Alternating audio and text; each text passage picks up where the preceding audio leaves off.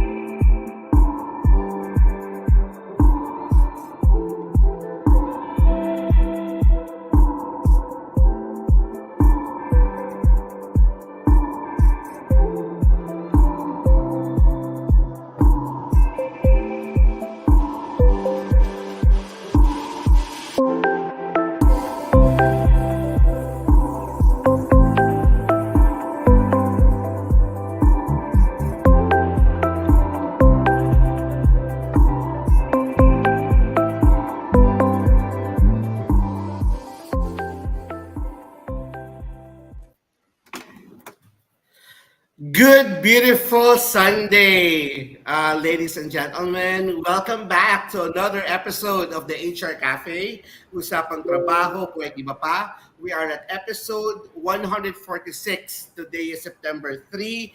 It's a Sunday. It's 3 p.m. It's your regular weekend habit. The topic that we'll be having for today, the free training, will be about mental health and self-care strategies in the workplace. And it will be discussed by Miss Fabi Carino, one of the seasoned HR mentors that are guesting for us today. So let us start our program. Here at the HR Cafe, Usama Trabaho, Buhay Iba Pa, we are a weekly online talk show program and we offer free training. My name is Coach Darwin Rivers. I'm the founder and CEO of the Philippines HR Group. I'm a certified life coach, public speaker, and motivational speaker, and also an HR consultant. And of course, joining with me is your HR Cafe servers. Sila po ang ating mga program hosts. Let's start with Mentor Alan Cañete. Mentor Alan Cañete is an HR learning and development and OD practitioner with more than 30 years of corporate and freelance consulting experience. He is the managing director of Creative Moves Outsourcing and also one of the board of directors of the Philippines HR Group or PhilHRG. Please say hi to our audience, Mentor Alan.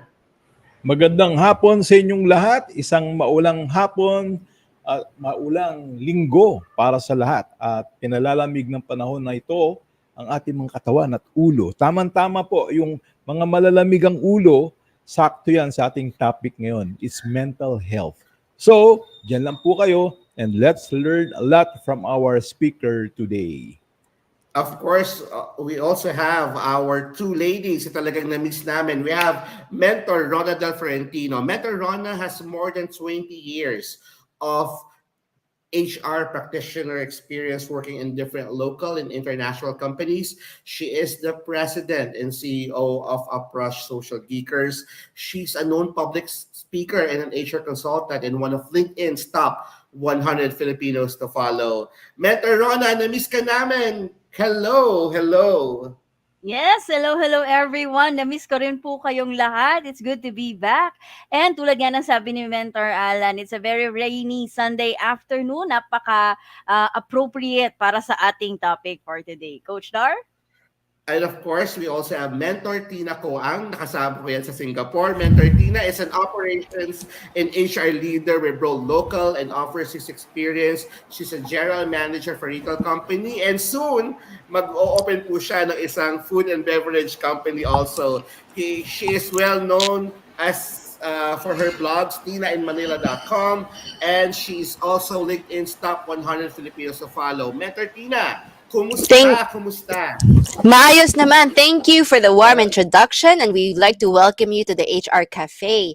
Very excited kami kasi the topic is about mental health which everybody is really trying to protect kasi sobrang sa pagdating ng September, malapit na ang Pasko and peak season, yung bare months, nagsimula ng mga Christmas songs sa mga hallways.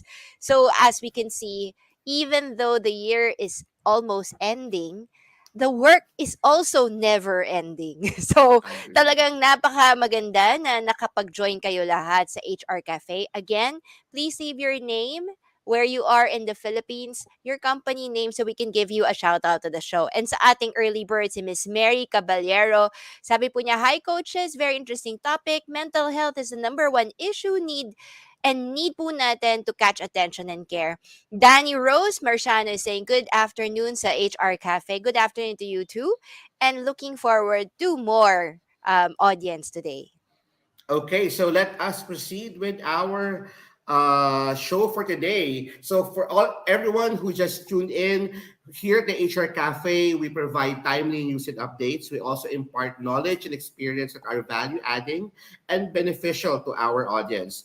We discuss problems, issues, and challenges and provide answers and resolutions on different HR and people topics. We also provide weekly free training. Yung po yung nasa second part ng ating program. And this is through our expert and seasoned guest resource speakers. And if there are new technologies, tools, and processes, we also discuss them here in our show. For any industry's best practice, dito nyo po yan unang matututunan. At the end of the day, our show is really meant to bridge understanding between employers and employees and provide inspiration and motivation and of course to advance HR in the Philippines. Let us start with our program through our wow quote for the week. And our wow quote for the week is coming from one of the Oriental masters, Master Lao Tzu. According to Master Lao Tzu, mastering others is strength, but mastering oneself is true power. Let me just repeat this. Mastering others is strength, but mastering oneself is true power. How does this particular wow quote for the week resonates to you? Ano po ibig sabihin ng quote na to sa inyong buhay, sa inyong career? Ano po ang interpretasyon nyo sa quote na ito? Please share it to us at the comment section para mabasa po natin at ma-share po natin sa ating community.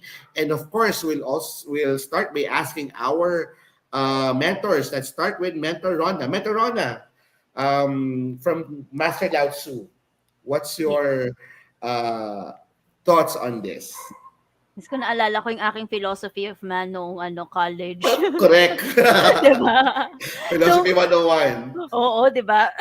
Brings back memories. Anyways, so I truly agree, 100% agree na mastering others is something na shows strength, shows power, but being able to master yourself is yun talaga yung matindi yung ano mo, kumbaga power mo kumpara do sa pagmamaster ng ibang tao. Kasi ibang tao, there are many ways that you can master them. In HR, we do policies, we do procedures, we do disciplinary actions. And that's how we sort of master or exercise power over the people that you are working with. But hindi ka pwedeng create ng policy para sa sarili mo. Hindi mo po pwedeng create ng mga disciplinary action. Well, technically, hindi mo naman pwedeng i-disciplinary action ng sarili mo nang dahil lang sa nagkamali ka ng desisyon sa buhay or kung ano pa man. Wala tayong ganon. Other areas, when it comes to other people, madali nating sabihin sa kanila na, mali ka, dapat ganito ginawa mo. But when it comes to ourselves, nandun palagi yung bias natin, nandun palagi minsan yung, kaya nga sinasabi natin na, in denial ka na naman. Kasi, mahirap pag yung tayo na mismo. Mahirap mag-control, mahirap na i-master, mahirap mong disiplinahin yung sarili mo. Kaya nga maraming mga tao na ang primary concern nila palagi is self-discipline kasi it's one of the hardest thing to do. But if you're able to do that, not to say that people cannot do that, but if you're able to do that, then mastering others should not be a problem. Dapat una mong kayang disiplinahin yung sarili mo kasi kung yung sarili mo hindi mo madidisiplina, what more yung ibang tao? You don't start with trying to control other people and then controlling yourself. You start first with being able to control and master your desires, your wants, your needs before you're able to do that to other people. What about you, Coach Alan? Ano pang masasabi mo? Ayun, nakamute pala ako. Alam mo, paborito ko si Tata Lao Tzu. In fact, I created one program named after him, yung Tao of Leadership, yung kanyang Taoism. Kasi siya yung particularly in this quote, he's referring to the two strengths or two forms of power. The first one that you mentioned nga, yung conquering others or mastering others, this is part of the quote that suggests that being able to control and dominate others can be seen as a form of strength, di ba? Hindi lang sa corporate level but in the society, di ba? Lalong-lalo na kung Western-oriented yung isang society, talagang ni-emphasize yan yung control of others. This could refer to exerting effort, manipulating situations, or even power over people through various means. Kaya it acknowledges the ability to assert influence and control in external circumstances. Now, the other side of the coin is mastering oneself. Para kay Lao Tzu, ito talaga yung tunay na power because sa modern times, ito yung tinatawag nating emotional intelligence. You're able to control your behavior, your decisions. Magsisimula yan sa ability to control oneself. Nag-i-start sa self-awareness. Si Lao Tzu, advanced thinker, nung panahon pa lang niya, meron na siyang idea about this eh. He suggests that true and lasting power comes from self-mastery. It implies that understanding and controlling one's own thoughts, one's own emotions, one's own desires, and actions. Yung sabi mo ang discipline is more found or profound and enduring. Um, it is an enduring form of power. This inner strength allows a person to navigate through life, no? With wisdom, with peace, and with self-awareness. Kaya tama yung mga modern thinkers ngayon, especially those who are espousing the idea of emotional intelligence sa psychology, no, dapat magsimula ka sa self-awareness, sa self-control, sa self-restraint, no, dahil yun yung mastering oneself before you can master others. Pamunuan mo muna yung sarili mo bago mo mapamunuan ang iba. Yun yung ibig sabihin. Agree. Mentor Tina, what's your thought on this? I was talking to one of my supervisors this morning na she was very frustrated kasi hindi raw niya napasunod yung staff niya. So kahit nagbibigay daw siya ng instructions, bakit daw minsan naghahanap pa rin si staff ng palusot, 'di ba? Ng butas sa kanya. So I was explaining to her. Sabi ko, employees come and go. Okay? So what the test here is not whether mapapasunod mo yung empleyado. Kasi empleyado yan eh. You cannot control other people. But the best person you can control is yourself. Now that you know na ganito yung character ng tao, ano na ngayon? Ano na gagawin mo? Paano ka mag-a-adjust? Sabi niya sa akin, alam mo ma'am, tinitiis ko lang. Sabi ko, I'm not asking you to tolerate bad behavior. I'm not asking you to tiis, quote and unquote. Kasi mahilig tayo magtiis eh. Kaya pa naman natin. So, sige lang, 'di ba?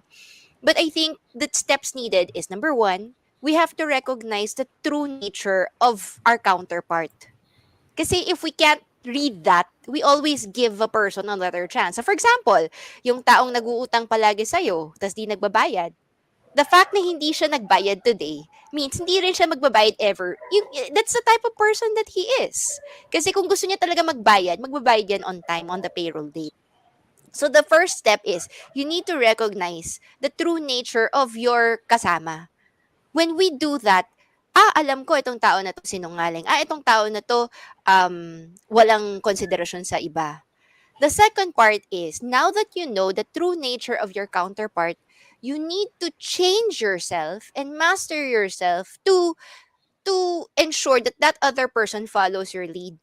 So kung kunyari, for example, alam mo na hindi siya nagbabayad, then ikaw ang mag-a-adjust na papalitan mo yung strategy mo on to deal. If you're number one, pwede kang hindi magpautang.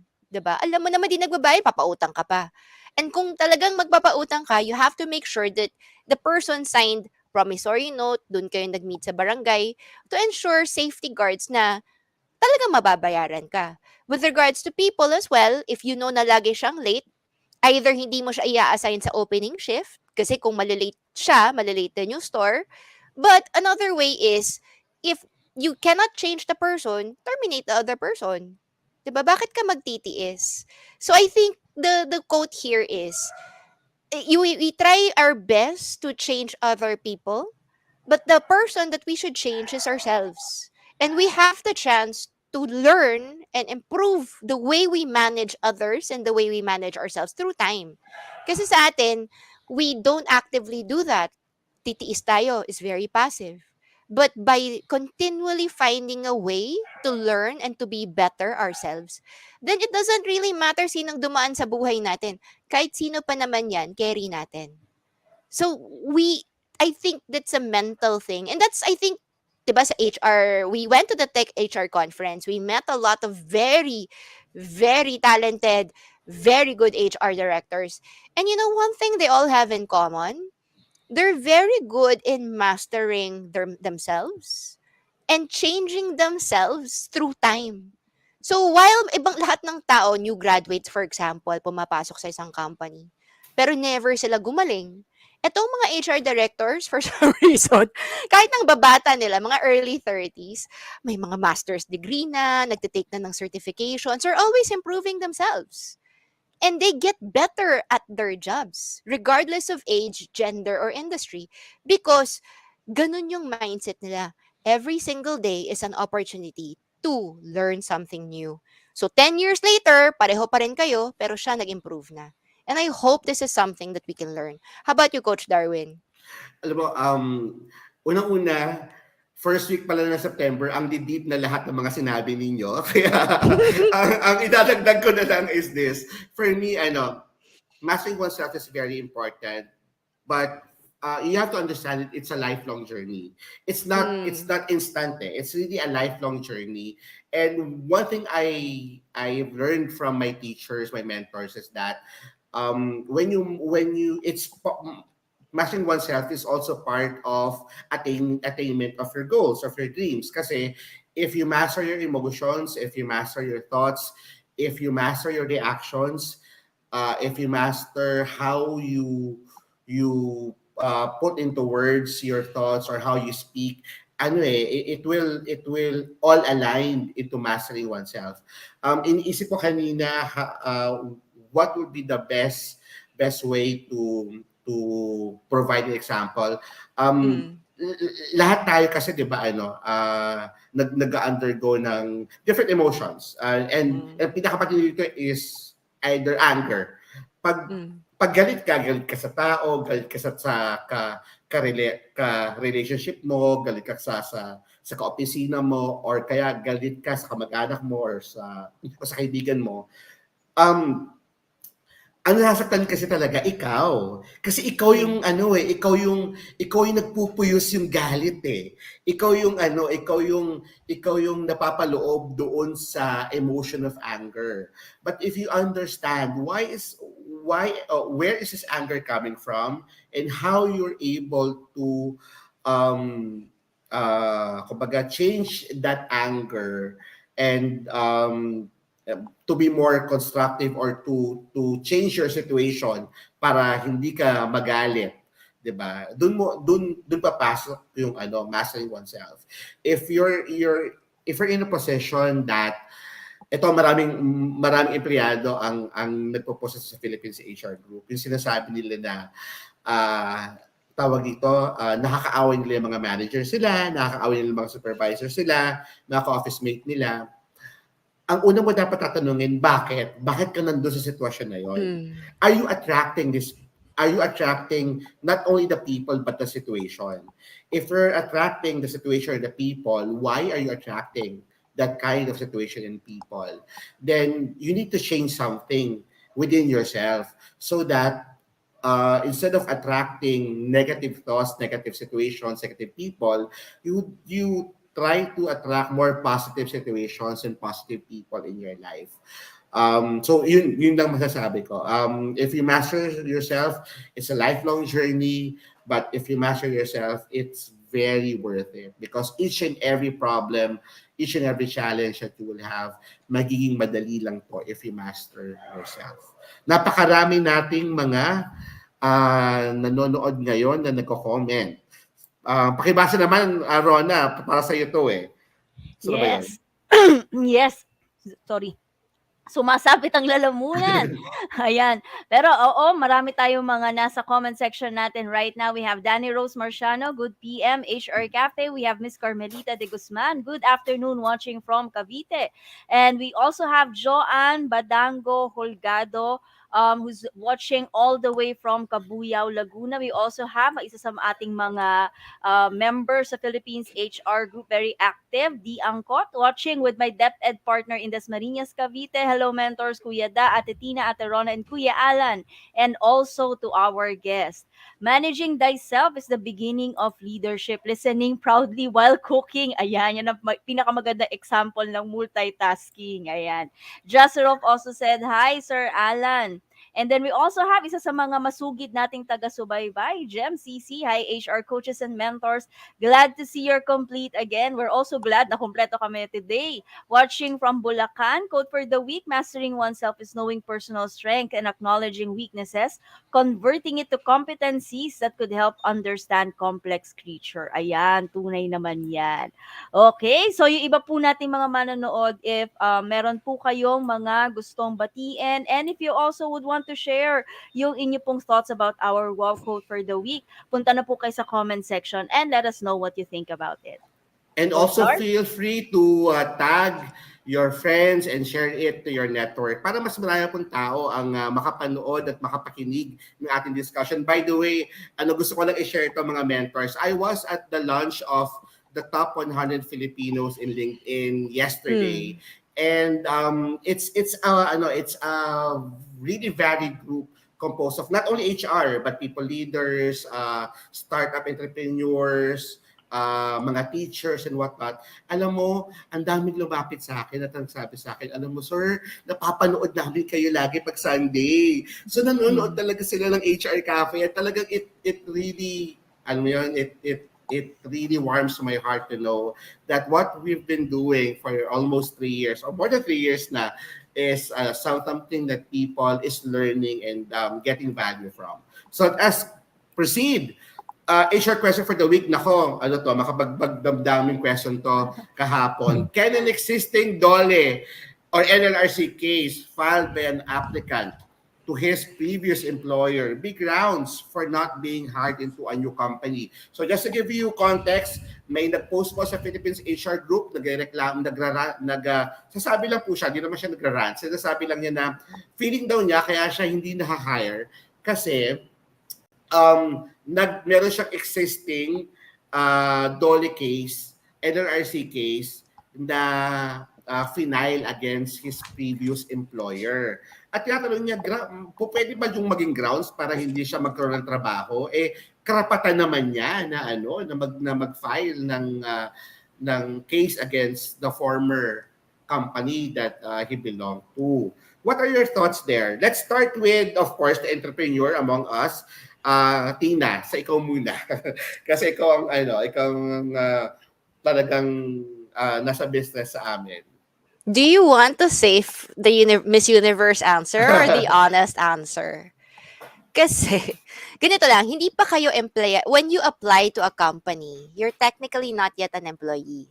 DOLE comes in strongly once you're hired and you've signed the dotted line and you have proof of employment. But before you even enter, DOLE, di ba may mga taong nagrereklamo about the hiring process. Hanggat hindi pa kayo na-hire, hindi pa siya sa loob ng jurisdiction ng DOLE.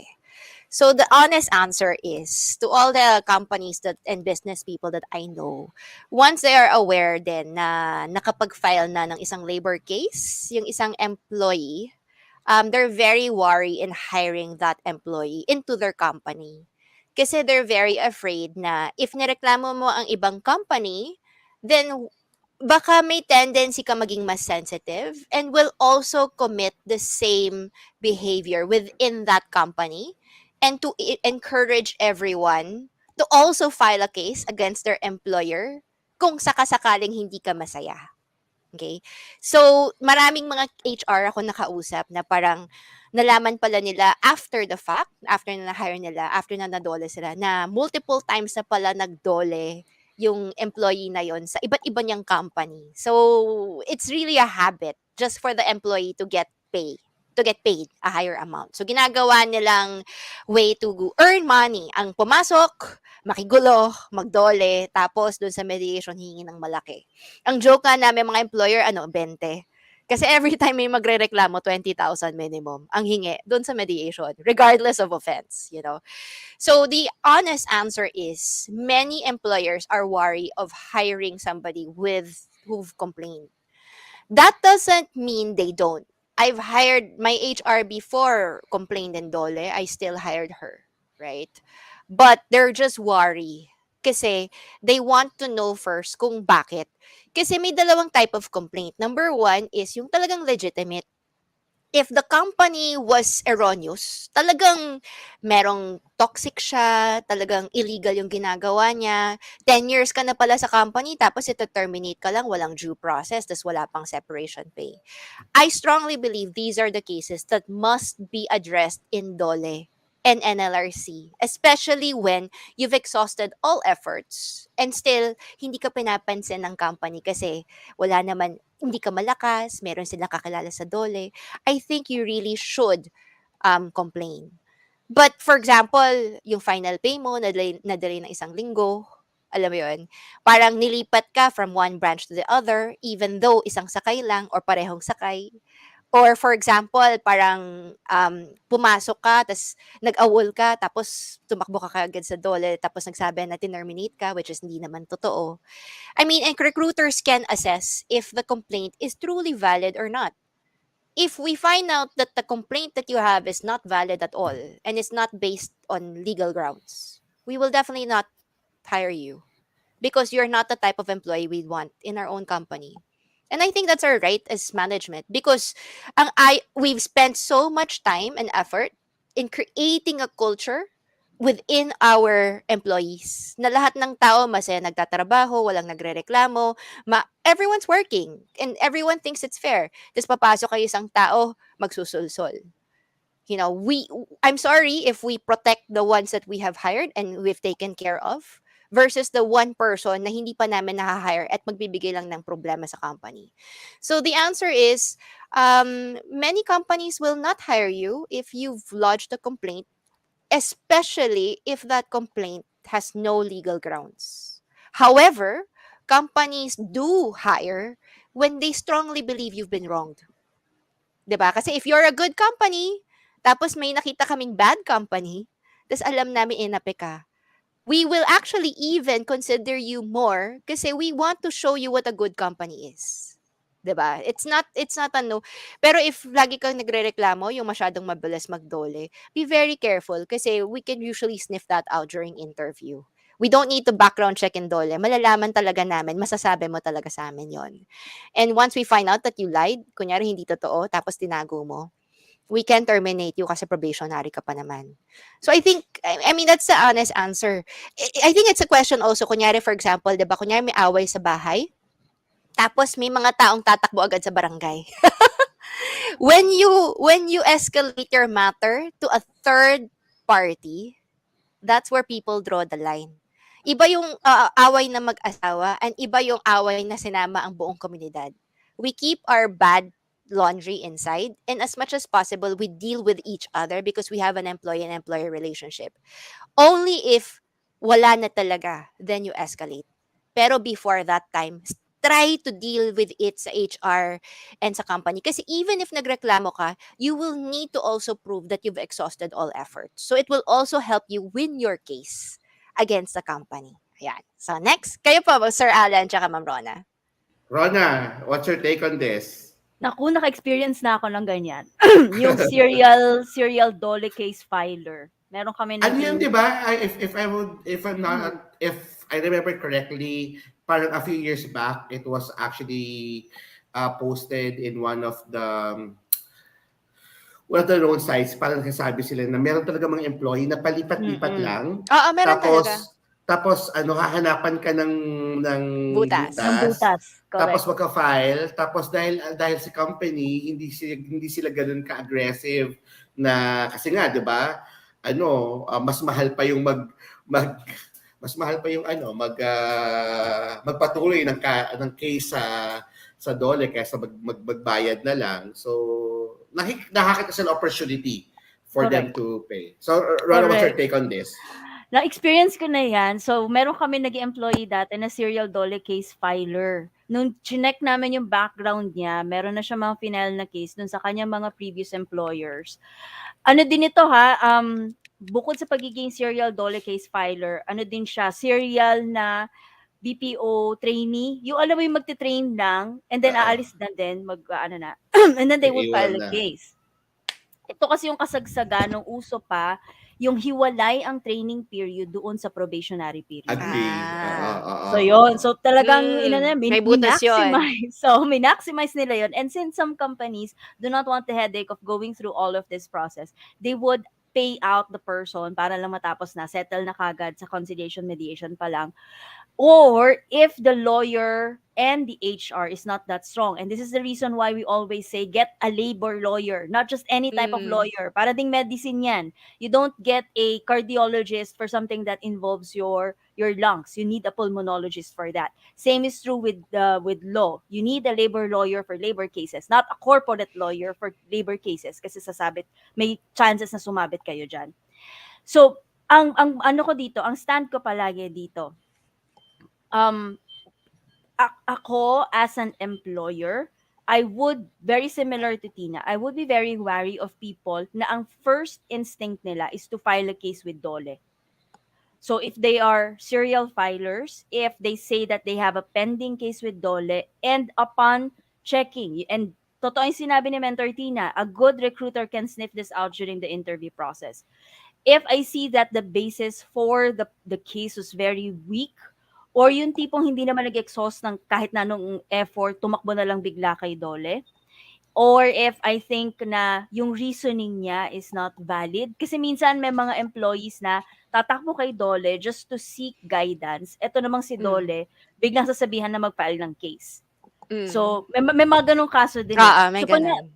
pag during interview, makikita mo yan kung ano ba to, ano bang eksakto nangyayari dito. So, if I think that ikaw yung tipo na ang first instinct mo is to run to DOLE for very, very small things na po pwede namang mapag-usapan or your HR can address it.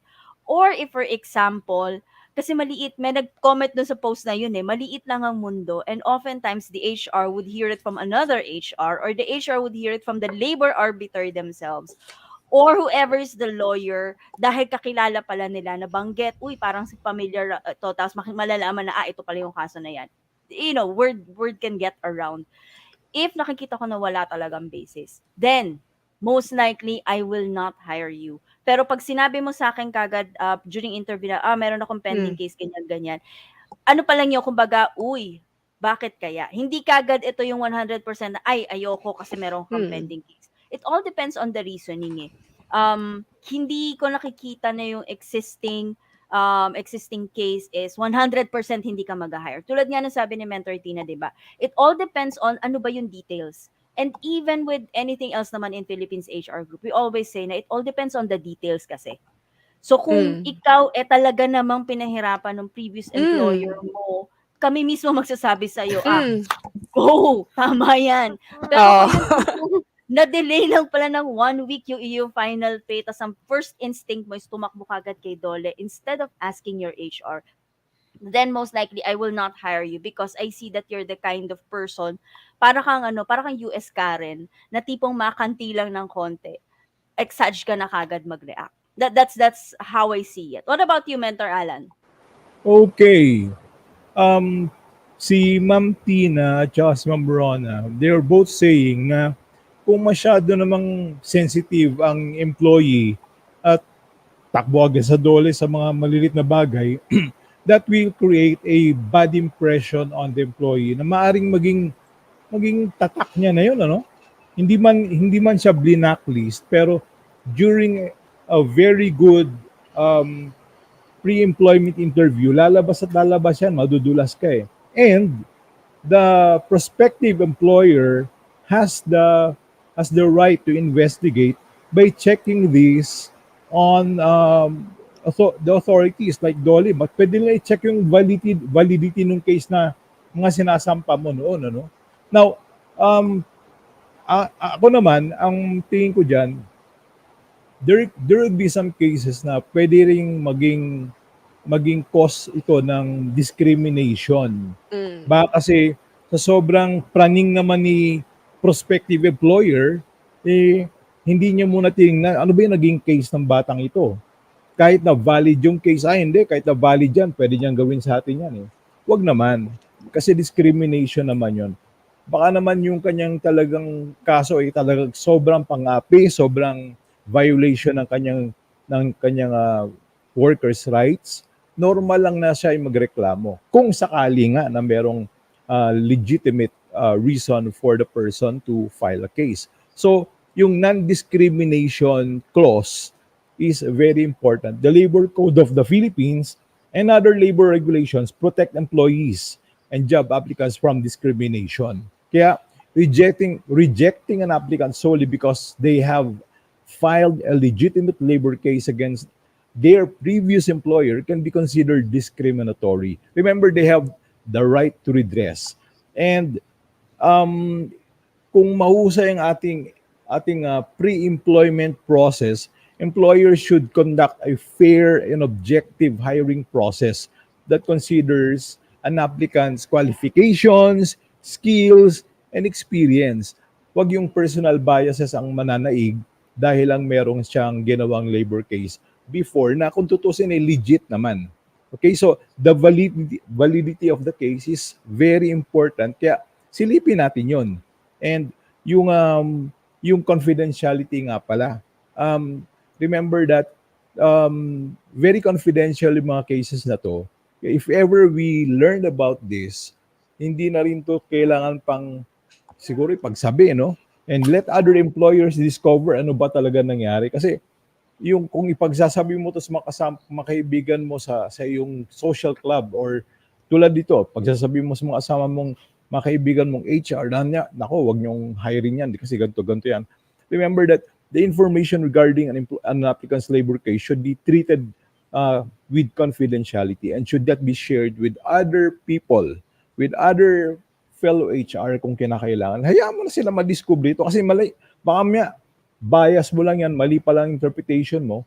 So, siguro bigyan mo lang ng konting ano yan, ng hint na siguro, bro, sis, pag-aralan nyo maigi yan. But I will not comment on that because may confidentiality. Hindi ko na sabihin sa'yo ano nangyari.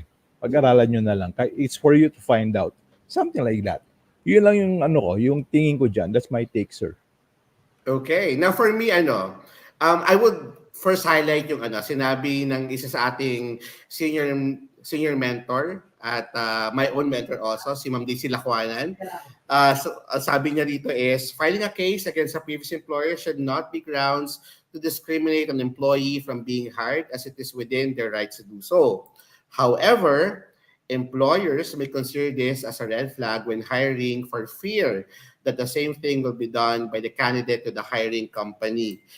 But the employers still hire candidates with existing DOLA cases provided there is full disclosure. Ito yung pinaka-importante. Kailangan from the start pa lang sinasabi na kagad nung aplikante, ma'am, before you hire me, I would just like you to know I have an existing case filed against my company and this is the situation. The rule of thumb is complete transparency. I always believe in that. Tama po si Ma'am Daisy Lacuanan. And Coach Gar, this is the same thing that was mentioned by Attorney Joe. Alam ko nag-mention si Attorney Joe dun sa comment section na yun. This was the same thing that was mentioned by Attorney Joe. Agree. So, for me, I've heard kasi a lot of stories already of people who jump ship from one company to another who uses DOLE as a vehicle, as a money-making vehicle. But still, I always believe in the goodness of a person na if kung talagang nasa tama siya, at sa palagay niya ay nasa tama siya at fault's employer, then we should support the employee on his case. Diba? We should not discriminate people because nag-file sila ng case ng case doon sa previous employer nila. I would take it to sinabi ni Mentor Ron sa kanila Martina na alamin natin ano ba yung dahilan. Bakit siya bakit siya nagsampa ng kaso? May grounds ba? Ano yung pinanggagalingan niya? Sa tingin ba natin, tama ba yung ginawa nung aplikante nito doon sa previous employer niya? Kasi kung talagang minasama naman si employee ay talagang 'di ba baka nga magbigay pa tayo ng tawag dito ng thoughts about it. Pero kung nakikita natin na it's an habitual thing na konting kibot, pupunta sa DOLE, sa NLRC para mag-file ng case. This is something that recruiters should also be wary of. Okay, so let us go ahead with our updates. Updates with DOLE will be coming from Mentor Rona. All right. Sorry. So Ay, we have Better yeah. Tina pala, sorry. DOLA is telling us na wag pong bumili ng handbook on worker statutory benefits that's being ordered via Facebook Marketplace or sa Shopee. Nagbebenta daw Kasi niyan. free po siya for download. Ngayon, I understand that some people want hard copy, but understand too na ang handbook ay hindi po nire-reproduce for commercial purposes. And hindi talaga siya para for profit. So be very careful before ordering kasi baka may maibang mga sections dun sa binibili ninyo. At baka maling version at maling information ang binibili ninyo. So the 2023 version of the handbook is now available and downloadable for free at the DOLA website. Nandyan po ang ating website just so that everybody knows. Alright? Next po. Pinagkakitaan na pala ngayon yan. Ha? May mahal din kasi mag-print eh. So, DOLE and UP also signs a memorandum and agreement for training of labor unions. So, this was signed last August 22, 2023 at UP Diliman, and the MOA aims to enhance the knowledge and skills of trade unionists and workers in general to navigate the legal procedures and help them seek redress in case of violations of their rights. As you can see, DOLE is very supportive of labor unions. So, hindi po illegal ang magkaroon ng union. And then they're happy to provide technical assistance and the resources for the implementation of the approved paralegal training program, identify workers and trade unions who will participate in the program, and to coordinate with the UP College of Law in the selection of cases and clients for legal representation and assistance. Kasi akala po ng tao ang mga workers walang masyadong pinag-aralan, and that's the reason why DOLE is partnering with UP to ensure that even though every worker, regardless of educational status, knows their rights, knows what type of influence they have. So to protect also yung kanilang sarili. Next po, Rona. Agree. Yes, at syempre pa ang atin pong paboritong government agency, ang SSS po ay nag-a-announce na maaari na kayong mag-monitor ng inyong online transactions via SSS mobile app and my.sss. So maaari nyo pong ma-check ang complete list of SSS online services by scanning the QR code provided. If wala pa po kayong my.sss account, now is the best time to go about it. Make sure na nakakuha na po kayo, nakaregister na po kayo, at meron po kayong naka-enroll na disbursement account kasi sakasakali pong kailangan nyo pong mag-claim ng benefit, whether as an employed individual, self-employed, voluntary, or OFW, kakailanganin nyo po na meron po kayong enrolled na bank account sa inyong my.sss. Ayan po. At syempre po, meron din pong announcement ang Pag-ibig, magkabahay for less. So meron na naman pong panibagong list ang Pag-ibig ng acquired assets that are for sale. Naku, kung kayo po ay naghahanap ng po pwedeng pag-investan, pero wala pa po kayong masyadong budget, pinakamagandang option po sa inyo ay yung acquired assets po ng Pag-ibig. Dahil pag dito po kayo nag-apply, automatic din po na Pag-ibig na rin po ang magpa-process niyan, aayusin nila yung sa housing loan nyo po. Magandang option ito para po doon sa mga gusto nang magkabahay, tulad ng madalas kong sinasabi pagdating sa housing loan kay Pag-ibig. Habang bata pa po kayo, i-check nyo na po yan para mas maganda ang terms na makukuha ninyo. Yun pong mga assets ng Pag-ibig ay located all throughout the Philippines. Maaari po kayong pumili kung saan po yung pinakamalapit sa inyo, Luzon, Visayas, and Mindanao. All you have to do is check their website to see their list of updated acquired assets as of August 30, 2023. Ayan po. Or scan nyo lang po yung QR code na nakikita nyo sa screen nyo right now.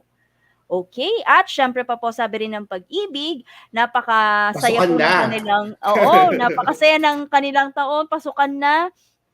Kung kayo po ay naghahanap pa rin po ng pagkukuhaan ng inyong pang-enroll, hindi pa po nakakabayad ng enrollment fees, maaari po kayong mag-consider ng multipurpose loan ng Pag-ibig.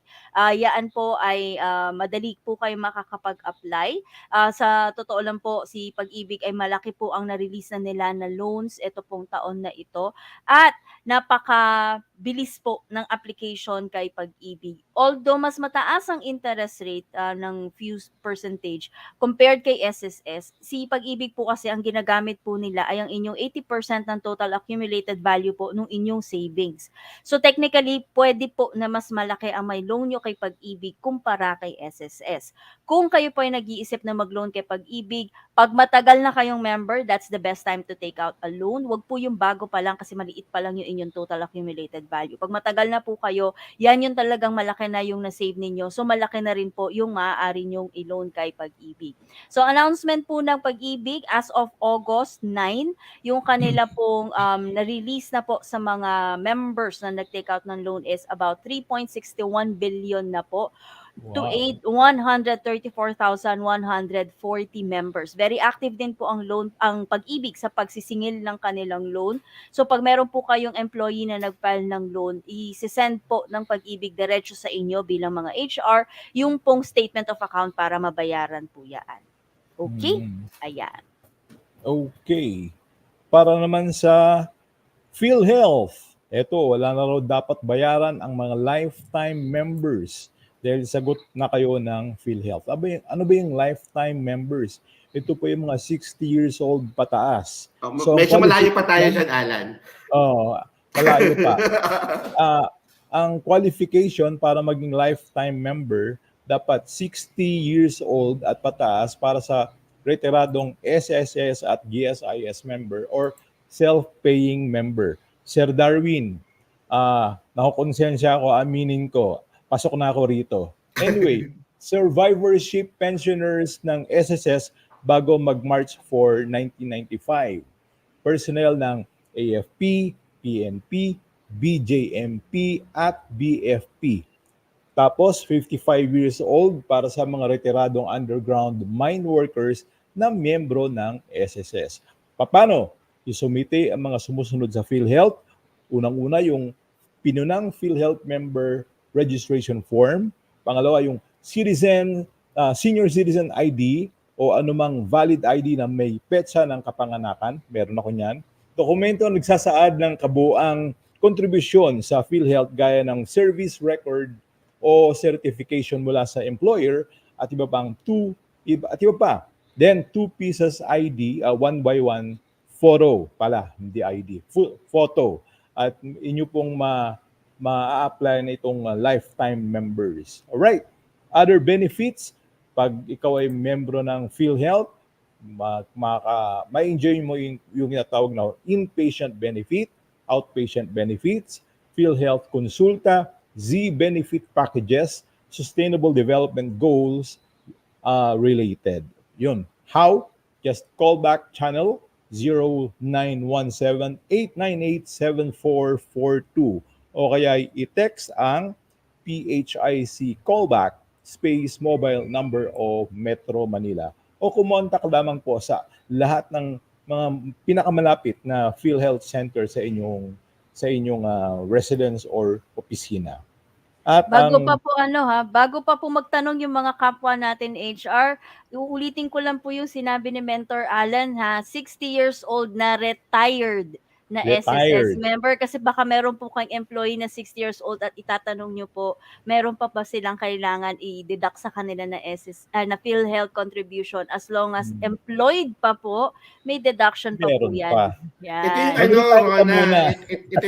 Ito yung ilang beses ko nakikita this month na nagsasabi na yung asawa ko po naghuhulog na ng PhilHealth. Bakit pa po ako maghuhulog ng PhilHealth? Yun. Basta't employed po kayo, may deduction po yan. Magkaiba po yung kahit po gawin kayong tawag na dependent sa PhilHealth ng inyong asawa, as long as nakatrabaho po kayo, mandated po na maghulog po tayo sa PhilHealth. Kasi ang PhilHealth po isa po siyang fund para po sa lahat. Healthcare fund po natin po 'yon para po sa lahat. Now, bago tayo magpatuloy, I would just like to highlight some of the comments and questions here. One of the Facebook users says that in fairness with DOLA, they will screen out first if the complaint is legit or just like a noisy gong. It must be validated, both parties and its legitimacy and the sense of the truth. Alam niyo po, by experience, depende po sa Dolly office. Oh, May mga depende. Agree. depende po sa Dolly office kasi po meron po mga Dolly office na talagang tinatanong talaga muna nila kung ano ba yung reklamo ng empleyado at tapos from the onset pa lang bago bigyan ng form, binibigyan na nila ng kumbaga paunang Interview. recommendation, 'di ba? Recommendation. Baka makipag-usap ka muna sa HR mo, ganyan, para ma-resolve to kasi kaysa naman pag final mo to, tatakbo to ng ilang araw, pag kinausap mo yung HR mo, mabilis tong ma-resolve, 'di ba? Pero meron po talagang mga Dolly office, hindi ko po nila lahat pero experience ko po ito. Pag nagpunta po yung empleyado sa Dolly, bibigyan po kagad ng form. Agree. Tapos tataka nila kagad. Tapos i-schedule na nila kayo kagad sa for hearing. Kasi ang point nung Dole service officer, may complaint So it's up to the arbiter to check if it's valid or not. Pero for me kasi yung ganong mindset, mas lalong dumadami kaya nagkakaroon ng backlog Correct. yung mga Dole office kasi 'di ba kung lahat ng problem na dinudulog ay hindi na screen ng mabuti, mas dumadami yung backlog ng NLRC and Dole at mas naapektuhan ng mga manggagawa. So para po sa mga kapatid po natin sa Dole, sana po ay gawin niyo po yung best practice ng ibang mga offices na kausapin niyo po muna, baka po pwede pong ibalik sa kumpanya. At para po sa mga HR leaders po natin, pag nagreklamo po ang empleyado sa Dollar NLRC, ito po ay isang clear instance na walang tiwala ang empleyado sa HR. Kailangan niyo pong mabago 'yon. Kasi hindi po pwedeng walang tiwala ang empleyado sa HR. Kailangan at the end of the day si HR ang bridge between management and the employees.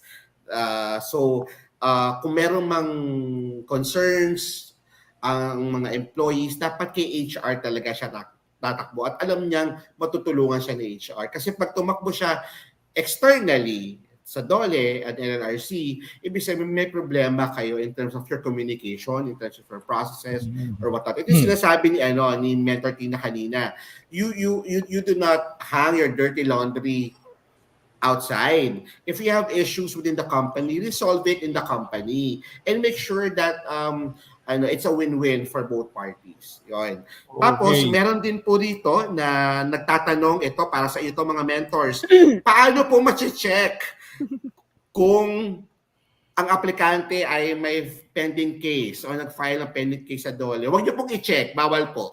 Kasi po, hindi niyo po dapat maging basis yon. Sabi nga ni senior mentor, di sila kuhanan kanina, you should never be biased whenever you're hiring. You're hiring because the person meets the qualification of the post. Now, kung meron man siyang pending case, kailangan lang naging transparent siya. At kung naging transparent siya, then doon kayo mag-usap. Bakit ba siya nag-file ng case? Diba? One of our senior mentors, hindi ko alam Attorney kung... Jo. Si Attorney Jo. Hindi ko kasi sure kung Attorney Jo, yes. Nagpapasabi si Mother So personally, I have an unpopular position in hiring unless convicted or declared at fault. Past actions do not influence my hiring decisions. Tama naman. Transparency is a key. I always ask about pending and resolved cases in all jurisdictions as part of disclosures to the board. In banking, there is a watch list. It definitely affects employment in any bank or entities under BSP supervision. Just sharing because the industry we are in may matter. Napakahigpit po talaga sa banking industry. So, kung ibang industry wala pong shared blacklist, ang banking industry meron po. So, yun. Tapos, meron dito. May nagtatanong pa rin dito sa PhilHealth po ba, may magkaiba ang benefits na makukuha ng employed kaysa sa voluntary? Wala pong kakaiba, di ba? Wala po Wala, wala. pagkakaiba. Walang difference. No Oo, walang difference. difference. May effect po ba kasi iba ang amount ng premium ng employed kaysa sa voluntary? Yes, magkaiba po ang premium ng employed sa voluntary pero wala pong difference yon sa benefits. Pareho lang po ng benefits na bibigay sa lahat ng PhilHealth members. Okay, so let us proceed. We have a partnership with Infinite Care, and since our topic for today is about mental health, just log in, just download Infinite Care app in your mobile phone. Mag-register po kayo sa app na yon, and then use the password PhilHRG Inc. para po makapag-access po kayo for free ng lahat ng services ng platform ng Infinite Care. Ito po ay libre para po sa lahat ng miyembro ng Philippines HR Group at pati po ng mga kapamilya ng Philippines HR Group. Also, nagbabalik na daw po kami. Naku, alam niyo po ba, nag-start po ang HR Summit noong 2016. Naku, alam to ni Rona. Ito po yung mga panahon na talagang grand EB lang to dapat pero ginawa namin summit. Correct. Tapos, so it started in 2016, 2017, 2018. Noong 2019 po kasi nagkaroon po kami ng series of strategic learning events. Tapos magkakaroon po dapat ng summit noong 2020. Kaso nagkaroon po ng COVID, kaya nahinto po ang Philippine HR Group Summit ng 2020 to 2021, 2022. Ngayong 2023 po, ina-announce namin po na on October 13, magkakaroon po uli ng Philippines HR Group HR Summit, and this will be formally announced next week sa FB group page po natin. Inaanyahan po namin kayong lahat na mag-attend po ng PHRG Summit. Lahat po kami rito ay nandoon. Meron po tayong mga darating na international speakers at of course, ang ating mga senior mentors ay nandoon lahat. Ila-launch din po natin ang first award ay bibigay ng Philippines HR Group, ang Pillar of basahan siya, Pillar of HR something siya. So we're inviting everyone to please support us by attending the upcoming PHRG Summit this 2023, and it's October 13. Kung wala po kayong na-sign up na mga conferences, please sign up on the upcoming conference of the Philippines HR Group. And of course, if you have any questions, please feel free to post it at the Philippines HR Group Facebook page. We also have a LinkedIn page. We invite you all to join us at Facebook or in LinkedIn. We're already at 307,000 in Facebook and about 32,000 in LinkedIn. So we're still growing, exponentially growing, sabi nga ni Mentor Alan nung ini-start namin to. At ang reason po ng pag-grow ng Philippines HR Group ay dahil po sa patuloy niyong trust, support, and of course, confidence sa amin. At hindi lang po sa amin, sa lahat po ng miyembro ng community. Maraming salamat po. So let us go to our our main speaker event for today, our main event. Nako, ang main event po natin ay itong discussion natin about about mental health. Kaya lang hinahanap ko po yung kanyang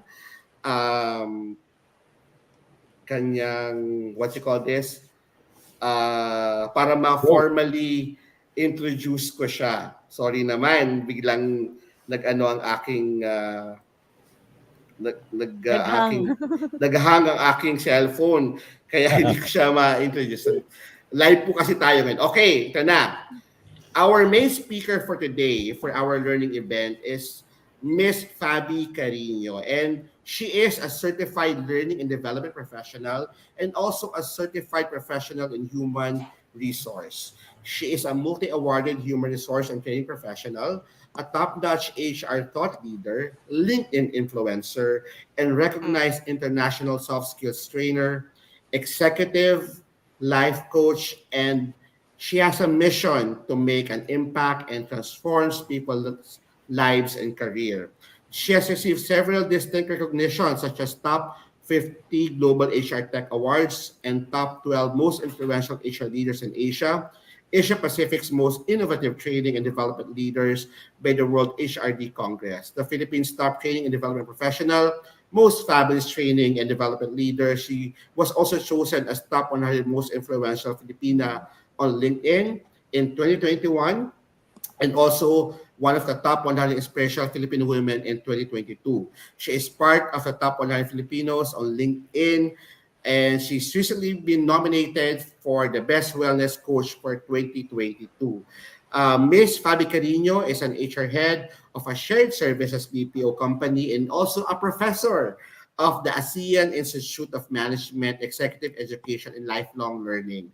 Fabi studied Masters in Organizational Development from De La Salle University and has a Bachelor's of Science in Clinical Psychology from St. Louis University. Ladies and gentlemen, it's my honor, it's our honor and pride to introduce to you all our speaker for our learning event for this day, Miss Fabi Carino. Hi, Fab. Are you there? Hi, good afternoon, everyone.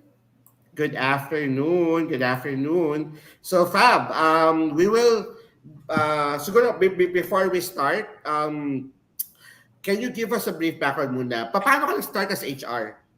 Paano ng mga Um, ano natin, ng mga kapatid natin Actually, sa community? pagka-graduate ko ng college, I wanted to be in media. Yan talagang gusto ko. Then, I actually joined, layo eh. Hindi ako pumasa sa pag-apply ko ng pagiging newscaster in one of the network dito. Masyado pa ako mahiyain noon, and I didn't know how to, I didn't have any confidence. So, I said, you know what, I want to work na may biglang kotse. Yung free car. So, naging medrep muna ako for a while. And then, after being a medical representative, pag nagtitrain yung mga trainers namin, sabi ko, gusto ko yun. I want to be in training and development. So, most of my life, Coach Darwin and everyone, is really in learning development. If people know me personally, 2.5 decades was really in learning and development for different organizations. And then, of course, L&D mostly reports to HR. And then sometimes ang nangyayari dyan, minsan I report to operations also, lalo na if you're in sales. We report into sales. So only a few years ago, 7 years ago, I decided to embark on being an HR generalist. Napakahirap pala ang magiging HR. Kasi before, learning and development lang. And then, syempre, bida ka lagi pag learning and development. Diba? Ikaw lagi ang bida. Pero pag ikaw ay isang HR generalist, you become very, what do you call this? I would say, you are the jack of all trades and ikaw na po lahat yan. Alam po ng mga HR practitioners yan. So, honestly, the leadership role that I've had almost, right now, mag-8th year na ako. I'm now with the BPO again. I've been in the BPO for 10 years also. And then I'm working from home right now, Coach Darwin. But I'm now a head of HR again of another company. I've almost 1 year na rin po ako dyan. And so I specialize really in learning development, as I've said, organization development. And my third specialty is recruitment. Siyempre, yung Comped din, medyo yan ang inaaral ko maigi kasi most of us pag nasa L&D, ayaw mo yung Comped Ben. Alam nyo yan. 'Di ba? So, yan, Coach Darwin, ang aking history in a nutshell. And actually, this week, I'm joining the compensation benefits plug ko din. Because I think that whatever Waterloo we have to keep learning every time. So, you know, I keep learning, and I'm a teacher, I'm a professor right now. So, I have to keep on learning every single day because wala akong matuturo if I don't learn myself. Agree. So, Fab, we will give you the floor. We'll be at the backstage, and you can start your discussion. You have a very interesting topic, and we have a lot of people watching you right now, and is eager to learn from you about mental health and self-care practices for HR. So, we'll give you the floor. Thank you so much for having me this afternoon. And for those of you who have attended some of my programs, you know for a fact that my specialty is really on mental health. Being a clinical psychology graduate, I also had the chance to work in organizations wherein we really look into mental health as a primary importance. Of course, we're going to a context that ang number one nating resource ay hindi po yung mga technology, hindi po AI, right? And when the pandemic came, all the more people realize that the pandemic is not yet done because the second pandemic and the most prevalent pandemic right now is not COVID. And I'd like to say that the pandemic that we have is really the mental health concerns of our employees. And of course, I'd like to talk about that. And likewise, I just want to say that mental health also of HR is primary importance because we are the heart and the soul of any organizations. I really want to focus on you first, on us as HR practitioner. All right, so let me also start by putting into context anong ibig sabihin ng mental health. So, mental health is a state of well-being in which kayo, as an individual, can cope with everyday stressors. Naku, pag-uusapan natin yan, ano mga stressors natin, no? And then, you're able to work productively and reach your full potential and contribute to their community. Of course, ang stressor po is everyday po yan. Hindi po mawawala ang stressor. Hanggang ho sa ating huling hantong ay meron po tayong stress yan. But it always has to be at a maximal or optimal level. Mental health, along with physical health, it goes hand in hand, no? And social well-being is an essential part pag sinabi nating holistic well-being. And then I'd like to also say that it is important to point out that mental health is more than the absence of mental health illness. Lahat tayo may mental health. Pero meron din tayo mga tao na may mental health sila, pero meron burin silang mga mental illness or mga mental health concerns that we will be discussing also. Now, why did I get into this topic? So as I've said, during the pandemic, I've noticed I worked in an advertising agency. And of course, as you probably may be aware of when you're part of an advertising agency and probably you've heard of the reputation about it, medyo stressful po siya, no? So I actually started with them years before the pandemic, wherein I actually introduced a mental health program already with our employees.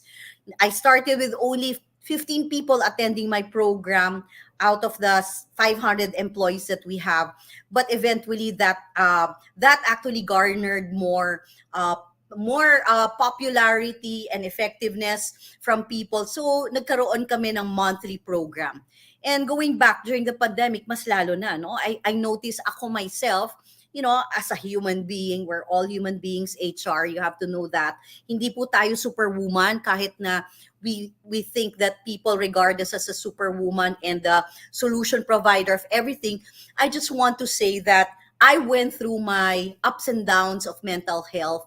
And so I said that if I myself, being a psychology graduate, clinical psychology and counseling graduate, goes through these kinds of issues, what more for the people who have no knowledge about, you know, psychology, about mental well-being.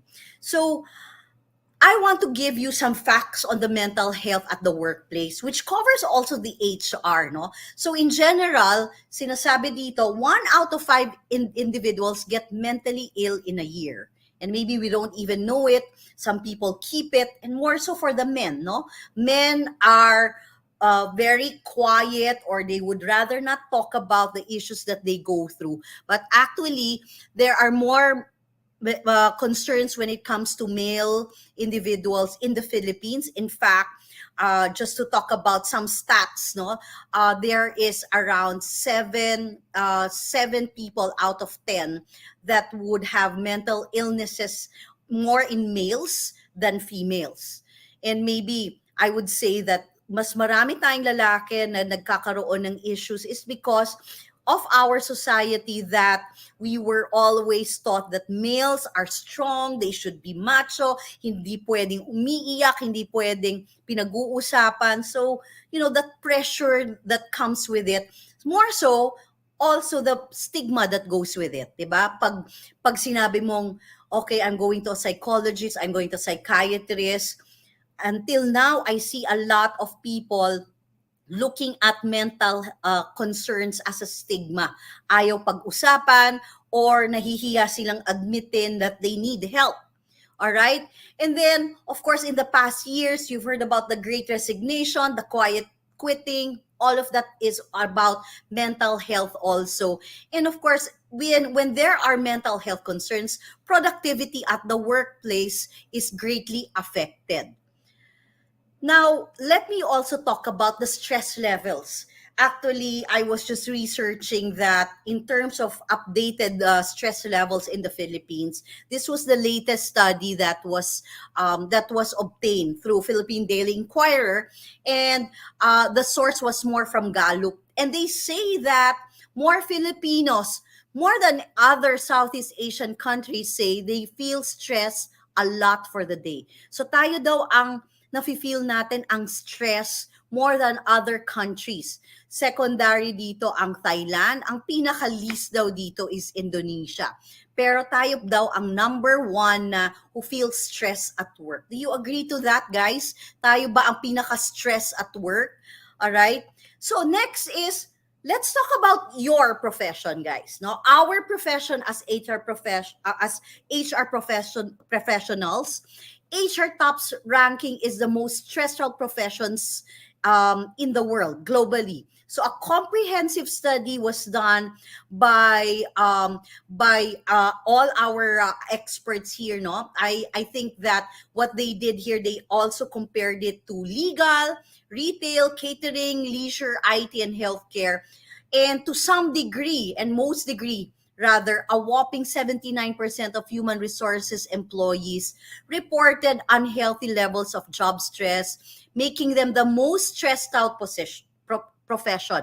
And you would agree to that during the pandemic. We did had a lot of concerns regarding how to manage COVID-19 affected employees, how to also manage the business of the business, especially. So a lot of people were losing their jobs during the pandemic, lalo na pag naapektuhan kayo during the time na nagsara ang mga hotels, nagsara ang mga resorts, and nagsara ang services.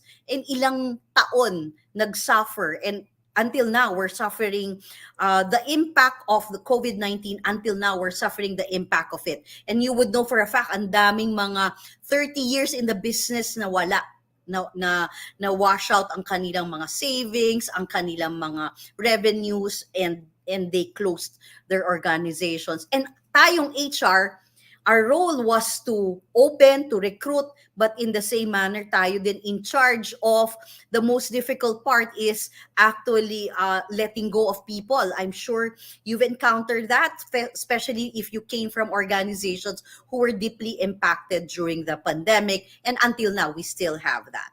Okay? So, some of this, actually, I've done these programs a couple of times, even with Infinite Care. And so, these are the HR stressors that we've identified, and probably you probably have other inputs with regard to our HR stressors. So 1 to 12 yan, maybe let's highlight on the most common things. And I would say for me, most common dyan is people that we work with when it comes to disgruntled employees na minsan you're doing all your best, but it's never enough. Sometimes all the best that we do will be affected because there are a lot of disgruntled employees not happy with their pay, not happy with the back to work directives, or they're probably disgruntled with leadership or with owners of the organization. So ang daming stressors that could impact us. One would be accountability, being objective all the time. And as women, alam nyo naman, we're empaths all the time, and we can be affected also with a lot of things in the organization, especially if it would be regarding our employees' welfare. Another thing that I also want to share is that the pandemic issues and needs, it's never ending. Demands on training and development, 24/7 availability expectation. I know some of you sleep with your phones, wake up with their phones, 'di ba? So the whole time we're on our mobiles, just monitoring what's happening within the organization. Another thing is about maybe some of you are stressed also on how to let people come back to the office, especially if they were used to a full-time staying in or remote working. And I'm very lucky because my organization is currently working 100% remote work, working from home. Hindi kami pwede mag-remote, but we're working from home. But I have noticed that some companies had a hard time letting people come back to work and adding days, like starting from once a week, ngayon nagiging 3 times a week, and then eventually by January 2024, I'm sure we are going back to every day going back to the office. All right, so these are some HR stressors that you would probably agree with. Maybe I'd like to share. During the time I was conducting this, one of the complaints that they have is probably their boss. One stressor that they could they have mentioned during the time is their own boss or the leaders that they work with, either the lack of support or the lack of way of being able to help them in terms of pushing some initiatives in the organization. Yung simpleng employee activity natin, kailangan natin ng budget, ayaw ng company kasi sasabihin nila na wala silang money, and all of that boils down with us in HR because we really want the best for our people. Now, I also want to talk about, so that in a nutshell are some facts, some areas, and I've included specifically HR because most of you are HR practitioners here, and I'm sure you can relate when it comes to all these issues that we go through.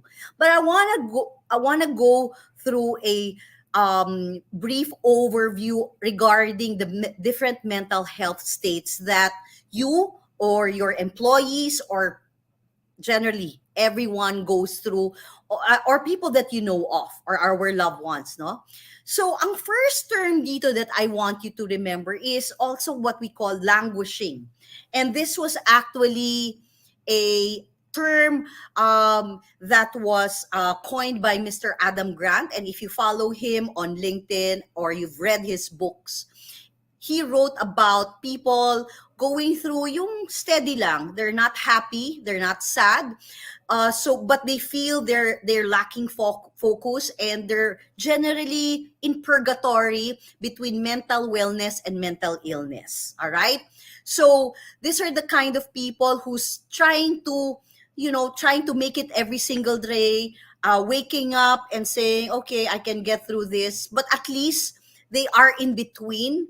But the danger here, if they slide down, no? I hope that they move up to the ladder of the spectrum, a continuum regarding mental health.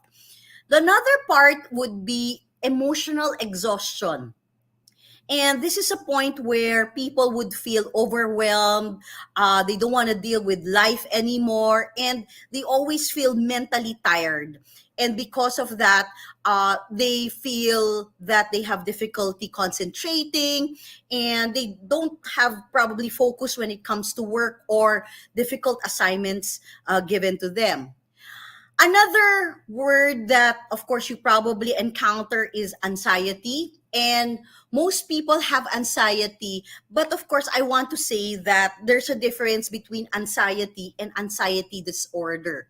All right. So in Mayo Clinic, of course, clinical anxiety disorders are repeated episodes of sudden feelings of intense anxiety or fear or terror that reach a peak within minutes, or panic attacks, nagpapawis ka, or hindi mo alam gagawin mo, or hindi ka na conscious what's happening around you.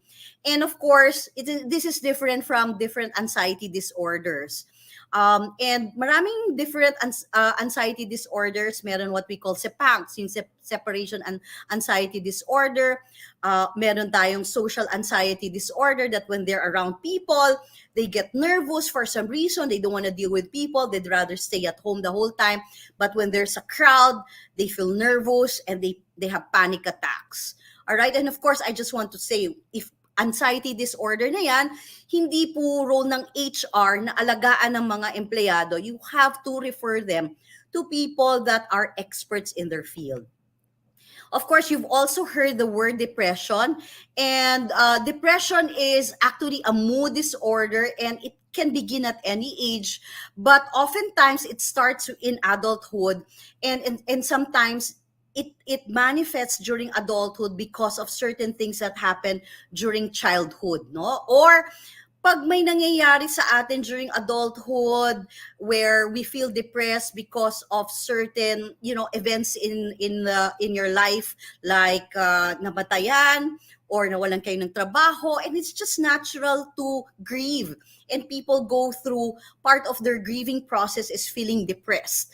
And, just like myself, and I'm sharing this also, when my parents died 5 years apart, of course, from time to time, you would feel sad. I would feel sad. I would also feel depressed. But I would also say that one of the tips that you could actually do when you're managing depression is making sure that you are embracing that emotion, but at the same time not entertaining it too much, in the sense that you can switch it, you can use your energy to actually do something different. In my case, I went into triathlon, I was into painting, and I would say nga, looking back, when I was doing these things, ang dami kong nagawang paintings. In fact, I finished around 15 paintings at the time that I felt really sad, and I used my time and energy to actually do some paintings, and it's still at home.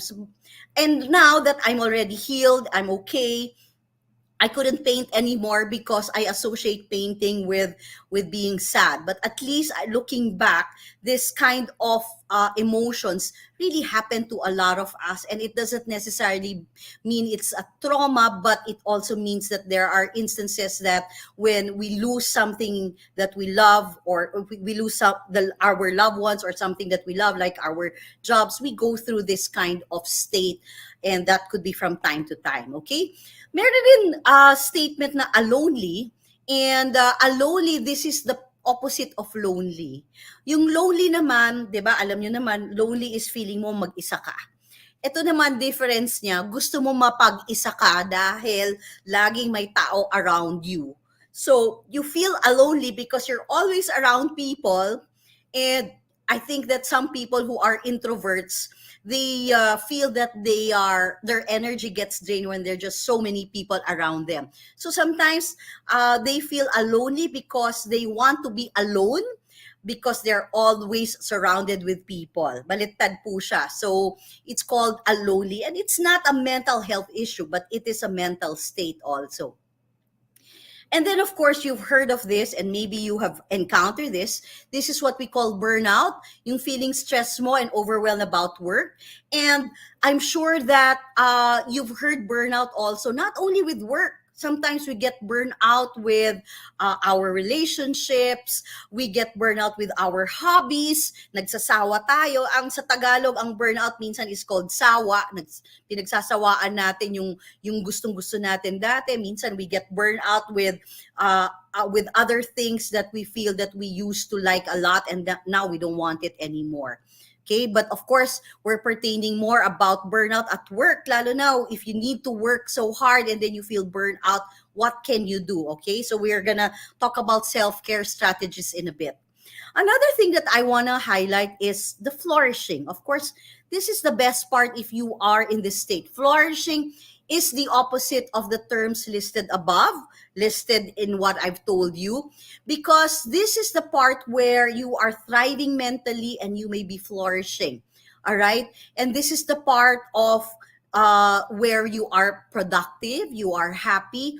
And of course, if you've read the book Flow, flow means you are at an optimal state of level of being able to work without feeling that stress because you like what you do also. Right. Next is, of course, I want to mention that we all have mental health. There are different continuum of mental health.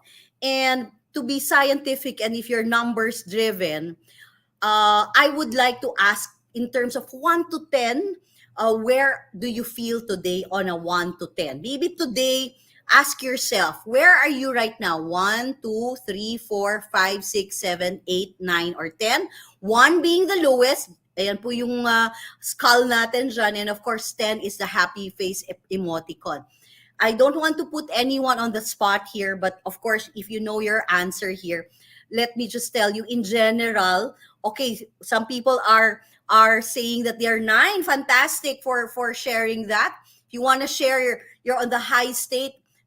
Thank you for sharing that, no? Because I also want to give you some of the things that pertaining to the continuum that we showed a while ago. If you are 1 to 2, all right, 1 to 2, you feel 1 to 2, or you feel that your mental state is between 1 to 2. If you want to put the question, how is your mental state in general? I will, and you say 1 to 2 ka lang, then you would say that I would say that you are in crisis, no? So, what are the symptoms of 1 to 2? Anxious, low mood. Ito yung mga empleyado natin na absenteeism, exhausted, poor sleep, weight loss, hindi makatulog, hindi makakain, pumapayat, 'di ba? Yung iba naman tumataba, they keep eating and then they cannot sleep because they keep eating also. Yun na lang yung gagawin nila. So iba-ibang ways, no? It's not really linear, but these are some common descriptives.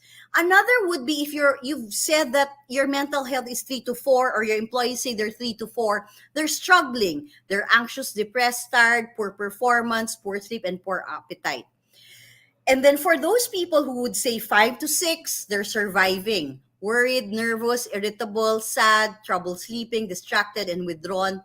And then when we say thriving, positive, calm, performing, sleeping well, eating normally, and having normal social activity. Because that is a manifestation that when people would like to see others at least once in a while and associate with other people, no, you are thriving. And if you're 9 to 10, we would say that you are excelling. Cheerful, joyful, energetic, high performance. You are in the flow. And then realizing your potential. All right? So let's talk about self-care lessons. What are some of the tips? And I actually divided my programs before into 3, but I want to focus first on you guys. And I'll also give some tips that if you're an HR practitioner, what can you do for your organization? First and foremost, let me first define what self-care means. Self-care are actions and attitudes which actually contributes to the well-being, personal health, to promote human development. All right? And I'd like to say self-care are the daily activities. Hindi ito yung ginagawa mo once every quarter. Hindi ito yon. Ang self-care practices has to be daily activities so that you look after yourself, and the process of which you avoid threats and issues that you may face. Of course, when you are working, it's inevitable that we have stress, but what can you do to mitigate those stressors and uncomfortable circumstances? I'd like to say that there are 2 things, right? Things that you can control and things you cannot control. For the things that you can control, then you can manage the things that you can actually do. For example, you're in HR, you can manage your own reaction.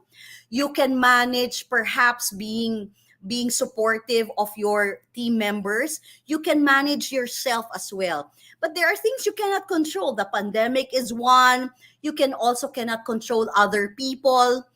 You cannot control the reaction of people when it comes to the changes within the organization. But of course, I'd like to say that if you want to take care of yourself, self-care starts with what you can control. All right. It's not what you cannot control. And of course, I'd like to say, and you probably heard this in the saying, that for things that you cannot control, you can just change the way you think about it, accept it, or just leave it. Now, here are some myths about self-care. Self-care is an indulgence. That's wrong, no? Because self-care includes making mindful changes about our patterns of behavior and thoughts that can contribute to our well-being. So self-care is not ordinarily when we say, okay, I'm going for a massage, I'm going to the spa, and people think, oh, wow, you have money, it's an indulgence. Or I'm going traveling abroad, I'm going there to have me time. All right. So that is not actually what we call self-care. All right. So traveling around the world because you feel sad is not part of self-care. It's probably a discovery, a journey that you're going through, but it's not an indulgence. All right. Self-care is selfish. It's not selfish. You have to make extra time for yourself, making time for rest. How many hours do you sleep in a day, in a night's time? How many hours do you spend working? All right. Self-care is a one-time experience. It's not, because this is an ongoing thing. It's an everyday habit. And self-care is time consuming. That's wrong. Self-care is not time consuming because it does not require so much money for some of the things that you can do. And it does not require a chunk or most of your time when it comes to dealing with self-care activities. So I'd like to give some self-care tips. Choose what works for you. And I think that some of you have already been doing this yourselves, but maybe let me just remind you that self-care is like an everyday practice, just like how we practice showering every day. Self-care is every single day that we do. First and foremost, I want to highlight self-compassion. It's about being mindful about our physical, emotional, and mental pain of the moment. And if you're going through some issues with regard to your depression or sadness because of certain things that's going on in your life, I want to give you one tip that I've learned when it comes to my research and practice. When it comes to coaching. And one thing I'd like to remind you is when you feel sad and lonely, just remind yourself that you can feel this way for 14 minutes a day.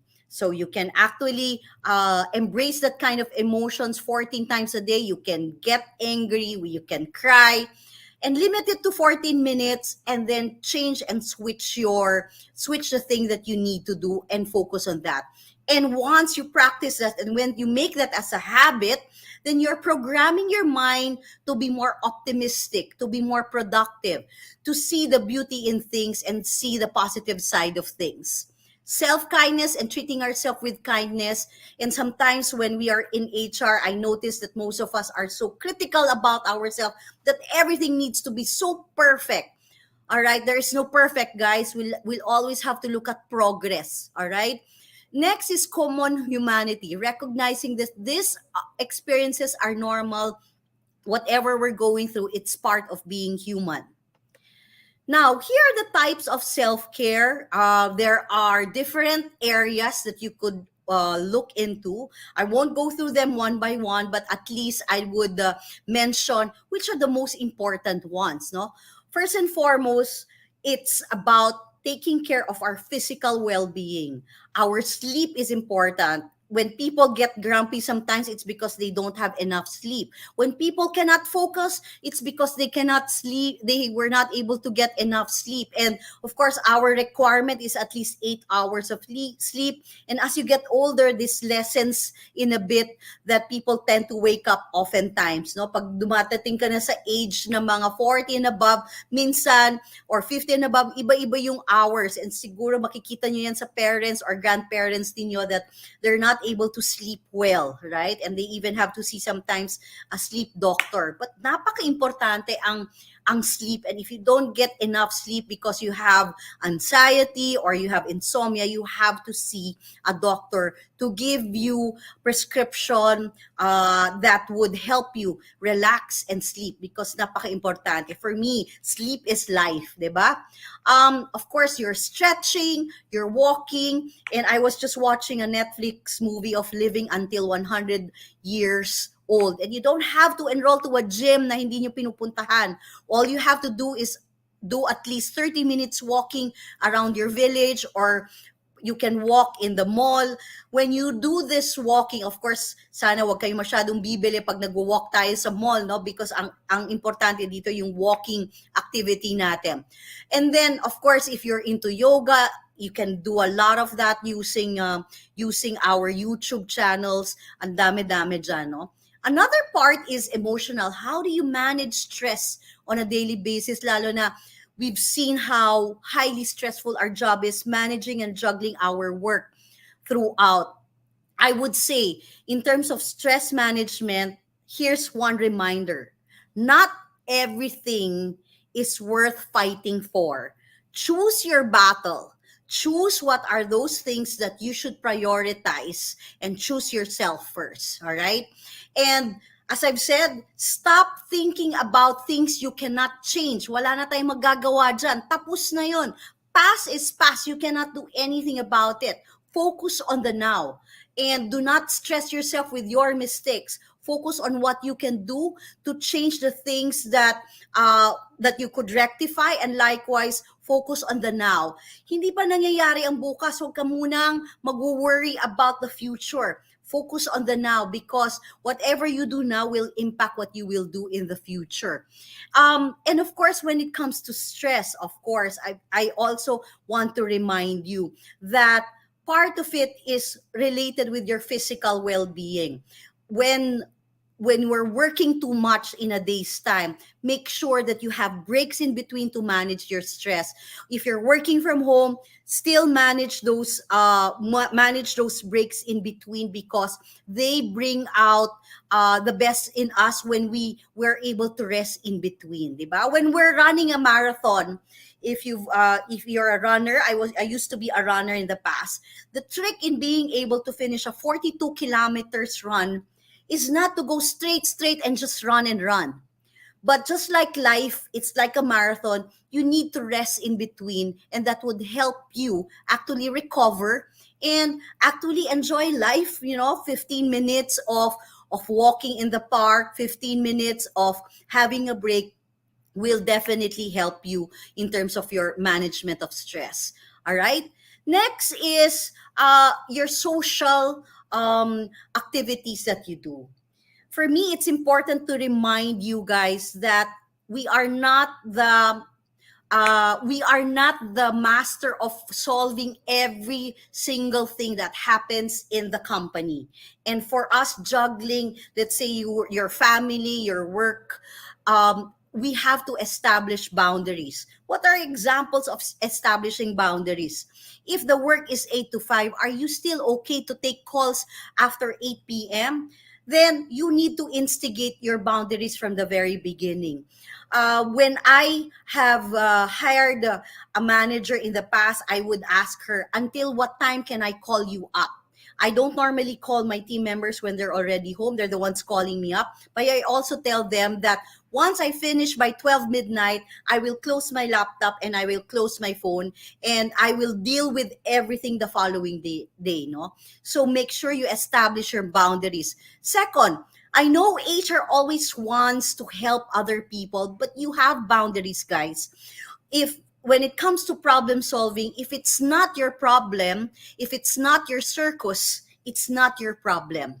Stop being the master of solving everyone's activities and problems, and being being the person that people can borrow money from.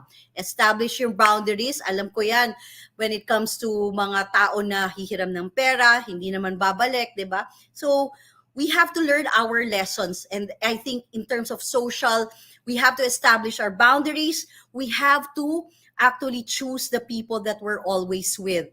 Sino ba yung mga taong who could lift us up rather than pull us down. Tell me who your friends are and I'll tell you who you are, 'di ba? So if your friends are the kind of people na chismosa, for sure chismosa din kayo, hindi po ba? So choose the people that you're always dealing with, choose the people that you are surrounded with, and surround your people who talk about ideas, who talk about personal development, who talk about success, and not talk about, chismis all the time and mga marites, 'di ba? Spiritual growth is an important factor. One of the questions that probably I will ask you: who is your anchor? What is your anchor in life? And if you're not religious, at least have that faith and anchor of purpose of living. One of the things that I learned lately, also watching this movie about 100 years, the most common thing about people who lived until 100 years is because they have this spiritual belief. Some of them go to church every single day. I'm not asking you to do that, but in Japan there is a term called ikigai, and that ikigai is that sweet spot of their purpose, of what they enjoy doing every single day. And they would say that do not retire when you finish your work, but rather the thing that you need to do is being able to ensure that your life will have that purpose.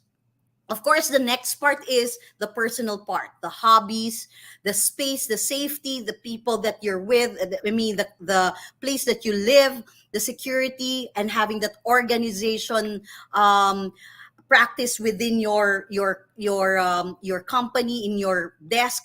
Organized ba yan? Pati sa bahay, di ba? Organized ba? Because that also has an impact to your mental well-being. Ang hirap naman na napakagulo. Lalo na kung marami kayong anak or may mga anak kayong toddlers na hindi talaga matatapos ang kakalinis nyo yan. So make sure that you're able to tidy that up, because that has an impact to your safety and your space. And of course, another thing that I also want to stress is financial well-being.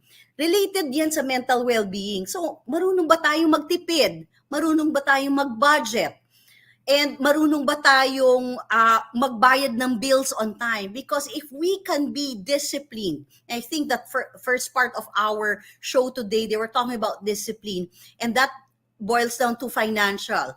And maraming akong nakakausap na businessman, ang sabi nila sa akin that the way we do it as Filipinos, pag may pera tayo, instead na iipunin natin pera to invest on something, the first thing that we do is we splurge. We buy the best iPhone out there, and lalabas ng bagong iPhone 15, diba? I heard it's gonna be costing around $2,000 plus.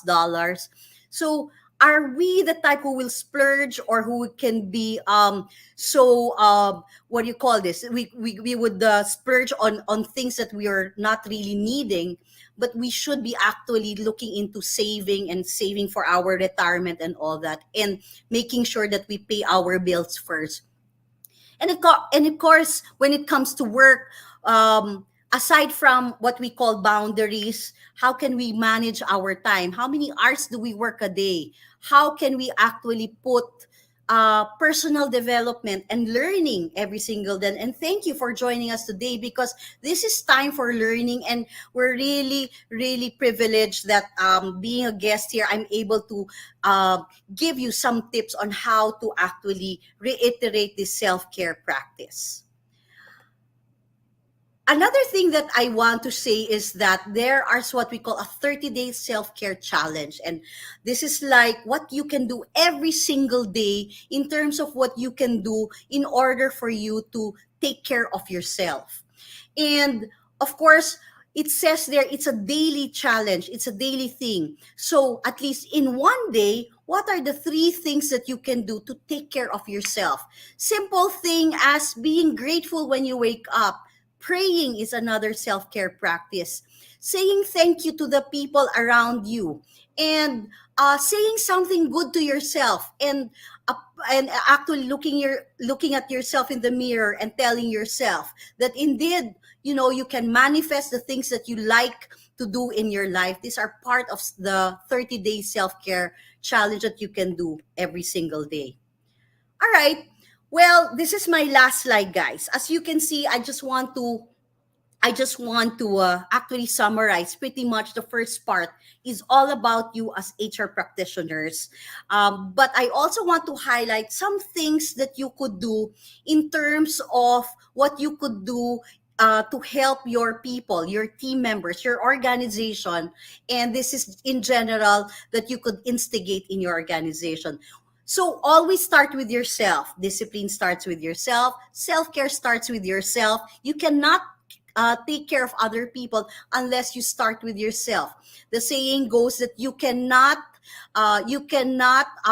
be able to fill from an empty cup, because you need to keep your cup full first before other people. So start with yourself. If you're creating programs for your organization, involve your leaders to support mental health. You're not the only one to raise that flag and say you will be the one to take care of everyone. Involve your leaders, and they themselves need help, then they will have to start from it, because culture starts with the leaders in terms of how they should be pacing their employees when it comes to workload. And of course, in HR, our responsibility is giving them the right people when it comes to recruitment. Involve your leaders, finding the right leaders in your organization so that you have the best leaders in your company. Please do disallow negative behaviors from your leaders, because the more you tolerate that, the more that becomes part of the culture.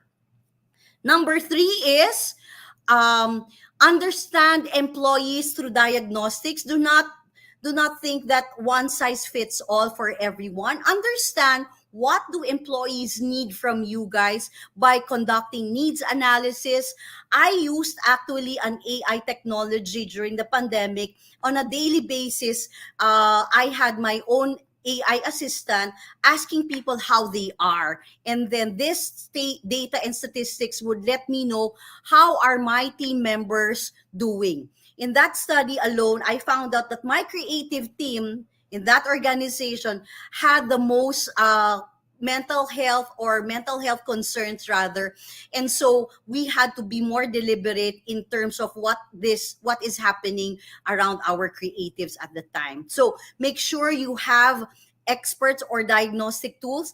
In fact, you don't have to spend so much. Remember my continuum a while ago, 1 to 10. You can actually ask that 1 to 10 from your employees, and you can interpret where they are right now.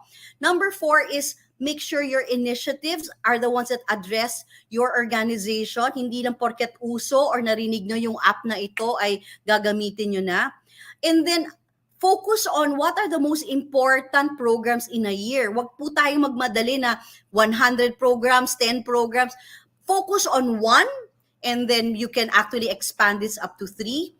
And then measure its effectiveness, because of course, if you're going to have initiatives for your organization where you will involve, let's say, Infinite Care for that matter, where you would have an app that you will be using from time to time, or you will be using a mental health expert to do counseling and coaching, you have to measure its effectiveness. Otherwise, you will waste a lot of resources and money if they are not effective at all. Of course, as I've said, you do not have to spend so much. You can start from your own ways of doing surveys and understanding before you deliberately invest on other factors that can help the mental health of your people. Okay, so this is my last deck. And of course, I would also entertain some questions. I will now return the mic to our host. But of course, my last saying here is that start with yourself, start small, and make sure that these self-care strategies are very practical. Consider on a daily basis 3 practices every single day that you could do so that you can be able to service your stakeholders, your employees, your customers on a daily basis. And it all starts with you guys. All right. So thank you so much. Okay. Hello. Fab, can you hear me? Yes, I could hear you. Okay, that was a very, diba, napakalawak ng discussion mo today, and we're very thankful that you've actually made sure that each and every topic with regards to self-care and mental health in the workplace was discussed. Meron dito nag-comment, si Danny Rose Marciano, learning here at Asia Cafe makes my mental state flourishing. Always being thankful and grateful for all the knowledge shared for free. Yes, that's our advocacy here at the HR Cafe. Similarly to our advocacy at the Philippines HR Group. Now, sige, we are inviting all of our audience to please comment your questions at the comment section para po mabasa namin at mabigay namin yung question ninyo, Sky, Fab. And also, siguro I'll start the ball rolling muna, no? Fab, you mentioned kanina that self-care is something that we as HR leaders or we as individuals should be, kumbaga, we are the ones responsible for our Yes. self-care. I have worked with companies, I've worked with teams in the past where yung nga yung sinasabi mo na matutulog ko na lang hawak mo yung phone. Yeah, Pagising di mo, ba? phone pa rin ang hawak mo kasi gusto mong i-check ano nangyari sa office, may nasunog ba, may ano ba nangyari sa mga empleyado, anong problema or whatnot. Now, I think this is a culture that needs to be stopped, no? Kasi I think that as people leaders, we should be able to also mirror what we would like our team members to live their life. And follow, right? To follow, 'di ba? Would you, kasi ang daming employers or people yung sinasabi, talaga bang hindi ba dapat kasi yung iba, I mean ako sa company sa pinanggalingan ko, I made it a rule na every Friday, pag Friday walang meeting. Friday walang meeting kasi I know the mindset of the people on a Friday. Hindi yan ang mindset yan weekend na. So I would rather have the meetings on a Monday, Tuesday, Wednesdays, but not on a Friday. So but there are leaders, especially in operations, that will say, no, hindi. Bayad sila ng Friday. Kailangan, if there is a need for them to meet or whatnot. What's your take on a company's culture wherein up to the last second, kailangan may output si employee? Nako, alam mo, naalala ko when you were asking that, when you were crafting that question to me, before I actually joined my etong current company ko, may ganyang company na sinabi niya diretso sa akin, I am not going to be compassionate, Fabs. I expect my employees, hindi ko na sasabihin ng company, pero I hope you're not talking about company.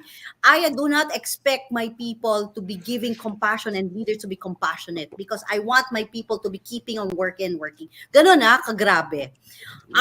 So hindi ako natuloy doon because at least upfront siya, Coach Darwin, no? Ang hirap kasi sometimes we in HR may mga syempre yung HR na yon, yung time na yon, was telling me napakagandang company. When I talked to the hiring manager who's the CEO, when I got to talk to him, type A, and then ganun daw yung kultura nila. So I said no, I don't want to be part of that company.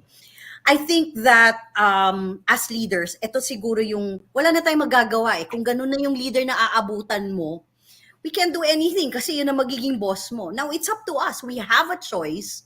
Do we want to be part of this? All because we need money? Money is not everything, guys. Money cannot buy your mental health and your sanity. For me, that's so important that you have to give me that balance that I'm able to teach, I'm able to do my job as a professor. And if you cannot give that to me, then I will leave.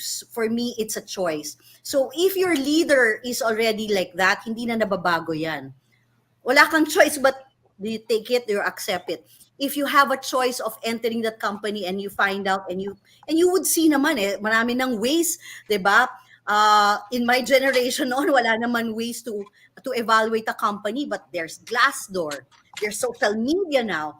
You would know, may mga associations in the BPO, alam nila kung anong mga companies ang dapat iwasan because pinag-uusapan na hanggang matutulog sila, ginugulo sila ng boss nila. So ngayon, marami tayong ways to find out if companies' culture sucks. And I would not recommend you joining because you have a choice. There's always life after that company. If you're in that company right now, I would tell you this is the sign. Leave because your life, your mental health, your family is more important than that. And so there is always life after that organization. Now if you have if you have a kind of leader na ganyan, we cannot tolerate those kinds of leaders. Dapat upper management should call those out, yung mga ganyan. We cannot tolerate leaders who are micromanagers that will impact the health of our people. Makikita mo naman ng micromanager, maraming umaalis, di ba? Or maraming mga leaders na, kunwari, a few of leaders who could be, who are not compassionate at all, they would have that kind of reputation. And so, sana, as HR, if we are hiring leaders, you would know what would fit your organization better. Kasi kanya-kanyang kultura yan and iba-iba yung demands, iba-iba yung ways of us identifying. And ang role natin sa HR, wag na kayo magpapasok ng mga ganyan, di ba? Masama sa organization yung, dapat hindi lang IQ, dapat may EQ yung hinahanap ninyo. Diba? It's so Pero Fab, important. flipping the coin, it's not the leaders, but also the employees, diba? I mean, we've experienced employees calling us on a Saturday, calling us or sending us messages. We are in the morning, Oo. asking for their COE on a Sunday or update or asking Midnight, for 3 in the yung mga morning. ganon, diba? So Oo. May apply how yan would you- bukas. how would you change that culture in that organization if you're a leader? Kasi this is something that kahit yung leaders mo maayos, pero yung employees mo, 'di ba, kasi 'di ba, they would see HR as, 'di ba, ang ano nga natin is we should be able to always be open to our employees, we should always be able to reach out to us.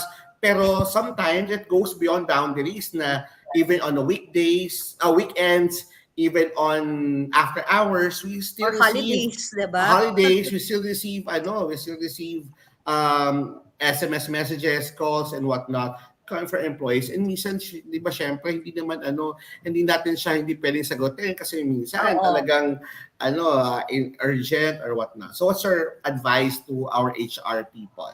You know, one thing I saw in one HR one time, I was emailing her, was that yung out of office niya, may message doon that I will be out from the office or I'm already done with my shift. And then in a short of saying that this is my boundary, I will not be able to get back to you immediately, but I will be able to deal with you on this dates to this date. So I think manage what we can control.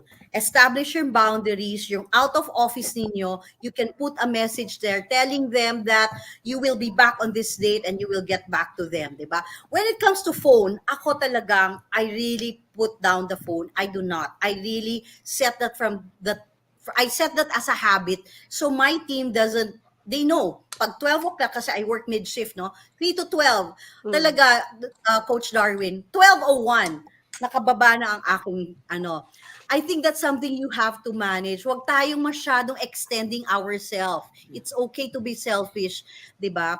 I want to build in that yung boundaries ninyo, set your out of office and then set the tone and set that from the very beginning when it comes to meeting your team members. When you set that example, you also establish boundaries. Likewise, they know that you have to respect their boundaries. Kasi dapat you also do not, hindi ka rin yung, ikaw nagsasabing, walang emailan during weekend, tapos ikaw yung nangungulit during weekend. Sana both parties will have that utmost respect when it comes to time and boundaries. That's my take, That's how I do it. Talagang that works. They know. I'll give the floor. I'll give the Coach floor Fab, to my fellow what mentors.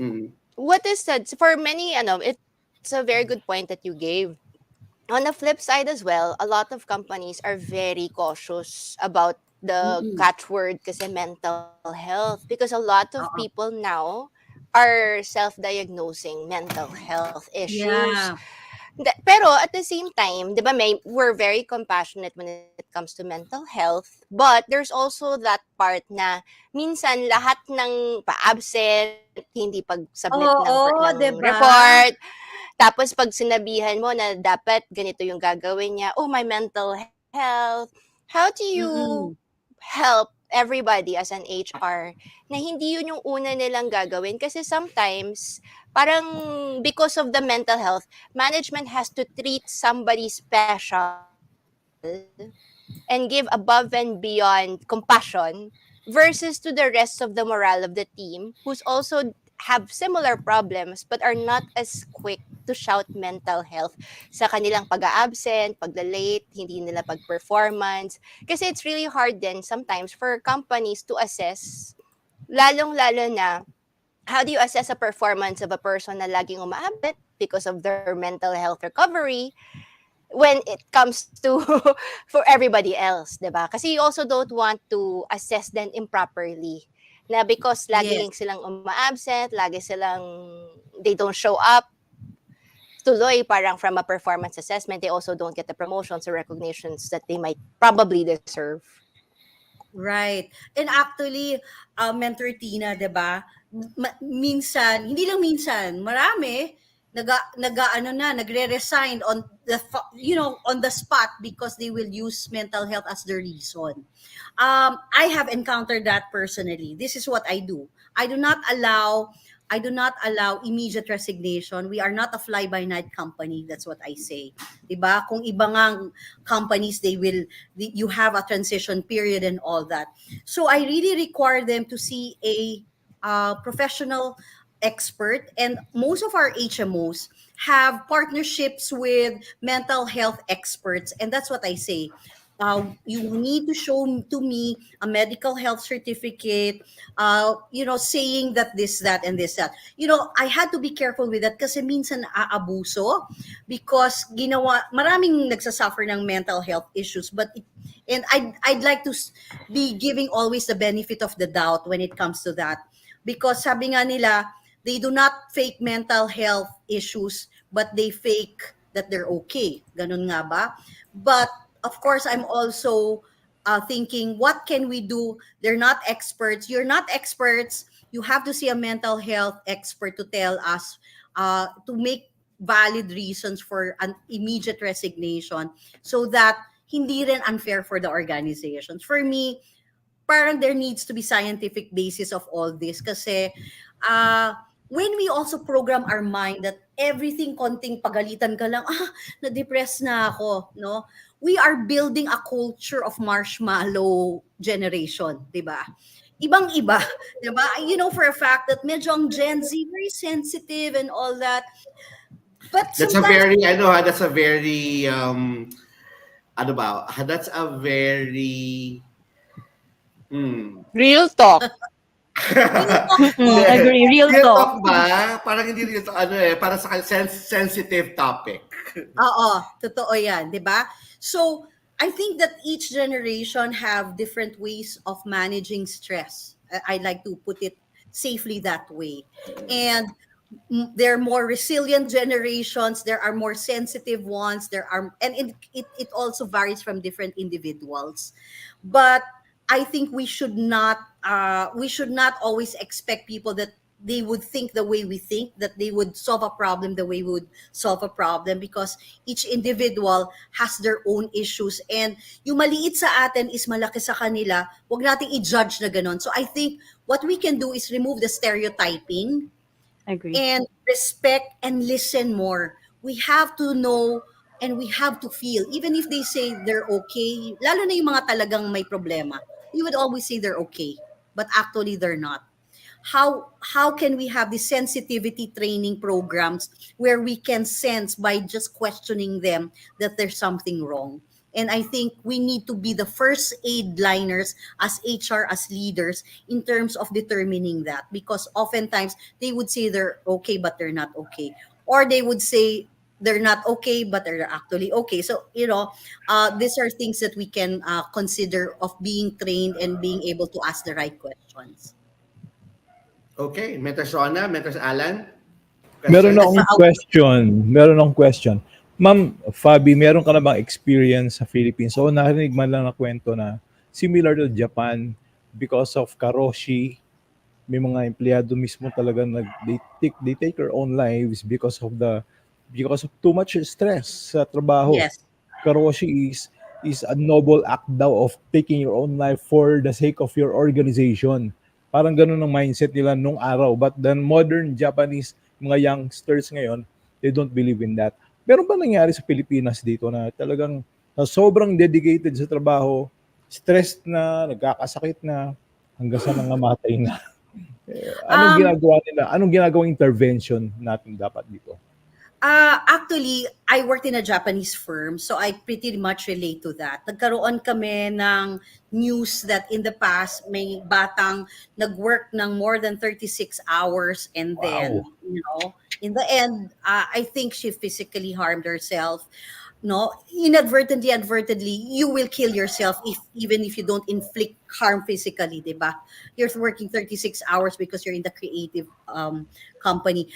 I think in the Philippines, we are very cautious of that. Tayo kasi, the advantage of being a Filipino is that we're very family oriented, right? But sometimes yung toxic positivity that the family that we have are not, they're not perfect people also. And so there are some who will be, wala naman knowledge yung mga magulang natin about mental health. They would just know, bakit ka malungkot? Ba't hindi kumakain? Diba? My mom never heard of depression in the past when I kept her that I felt sad about one point in my life. She didn't understand that. And I think importante dito is education.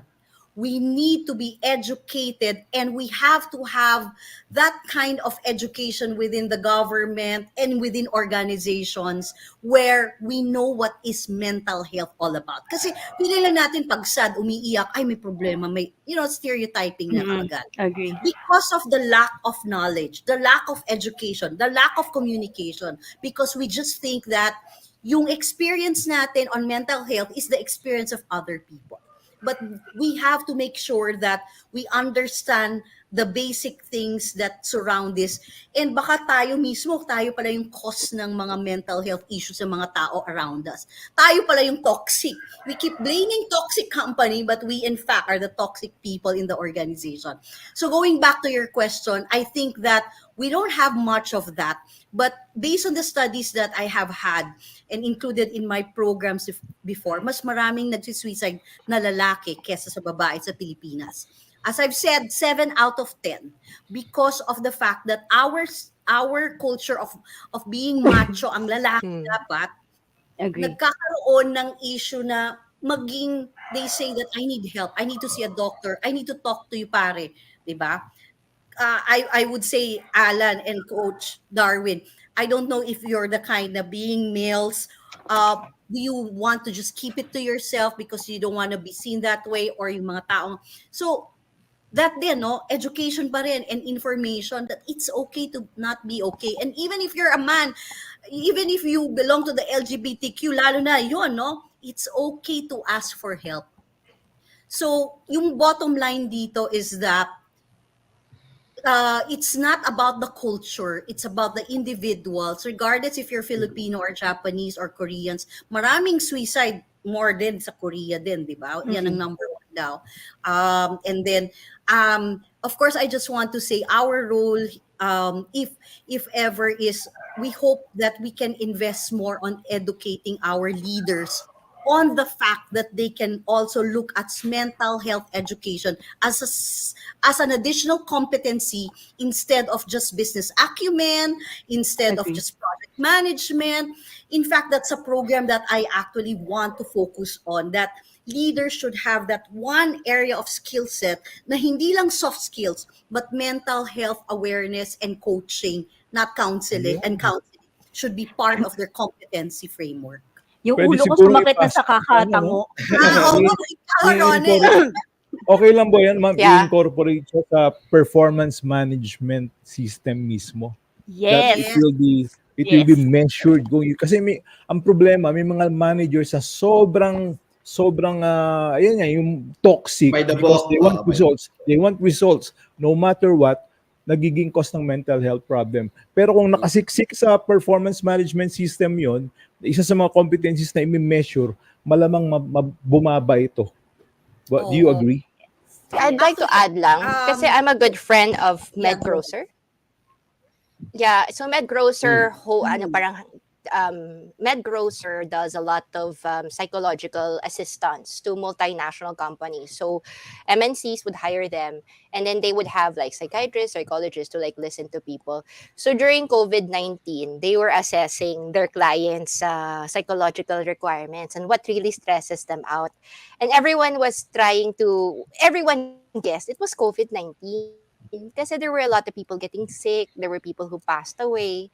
Pero ang nakakatawa daw sa Philippines, ang pinakamalaking stressors are actually from the personal lives of the employees. So for example, boyfriend, girlfriend, spouses, number one.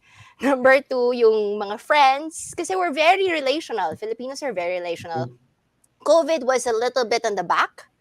Work pressures was in the middle. Pero ang number one nakaka-stress sa Pilipino talaga is yung mga kakilala natin, ka-close natin. Kasi people who disappointed us in our personal lives, yun talaga, pag pangit yung, pag may family problem ka, it really affects how you also encounter work. So that's Agree. also, and I think like that's something then that we have, it's very cultural. Because if you go outside the Philippines, people, they're a little bit more worried about professional. Pero sa atin kasi we really value what other people think. Even if they're not Yeah. our workers, even if they're just our relatives, our neighbors, pag madali tayong ma-affect pag may nasabi sa ating masama kahit di natin kilala. So that's one Agree. thing. Ma'am Fabi, what can you suggest about some of the office activities that can be taken to take care of employees' mental health? First, ako yung una kong ginawa, I actually diagnosed our people using simple, statistics. Yung pinakita ko kanina, yung 1 to 10 ninyo. Napaka-powerful ng tool na yan. And so 1 to 10, asking people how they are, just using emoticons and all that. May nagtanong yata dito, what did I use during the pandemic? I actually used an AI technology called Amara, where I was one of those people who helped them come up with questions regarding their mental health. So that's one activity. You need to diagnose first kasi hindi ka pwedeng maging perception-based and assume lang that they're okay or not okay. So you need to diagnose first. Second, I did a lot of monthly activities on education. So I'm not the only trainer, but rather I even invited a lot of motivational speakers, nakakilala na I didn't have to spend, di ba? I did a lot of pro bono talks for different organizations, by the way, during the pandemic about mental health, because we really saw a lot of people getting impacted with the business. So mental health program should be more of a lot of education in it, because I always highlighted that. Knowledge is power. If you know what you're dealing with, you know how to deal with it better. So knowledge is power. There should be a lot of education activities there. And then another activity, another initiative that I did is that we worked with actually Infinite Care, and one of the things that they did is they have a 24/7 chat, and likewise they can actually avail of coaching, seeing a psychologist or psychiatrist or a performance coach. Magkakaiba po yan, ha?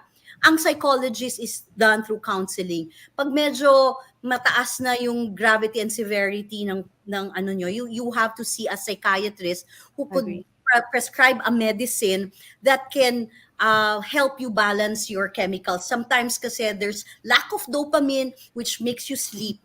That's why they can give you prescriptive medicines for that matter. Some people don't like that. Kung nakukuha sa counseling, you see a counselor, like a psychologist like me. If you need more help that will help the individual be more stable with their emotions, then you need to see a psychiatrist.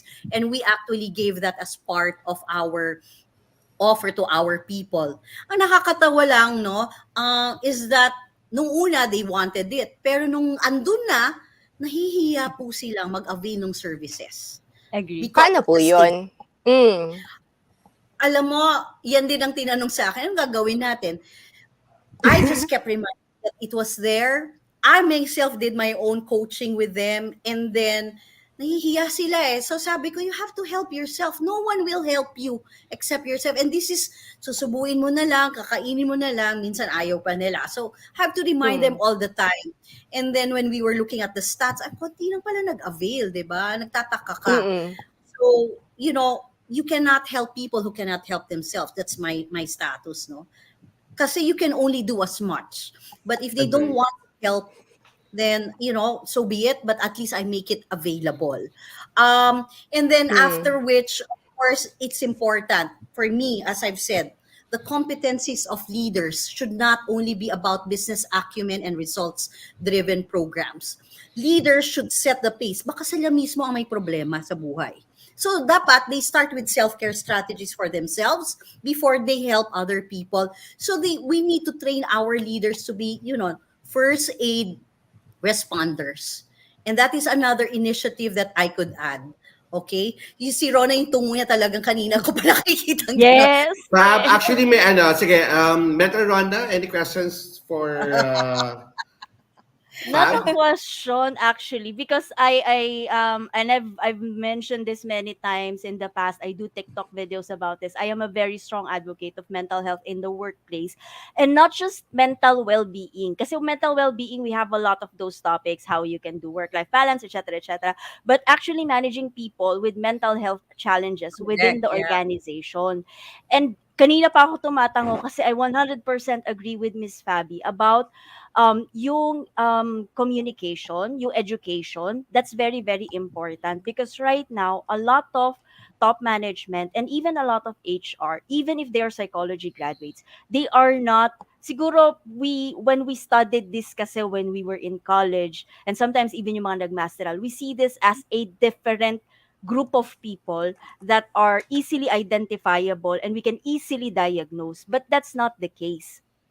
In reality, these people would appear like yung Normal. usual, ordinary, normal people, for lack of better term, normal people na nakakasalamuha mo day to day. I myself, I have ADHD. And if people would come up to me, they will not know that I have ADHD just because over the years, I've built the ability to mask kung ano man yung mga symptoms ng ADHD.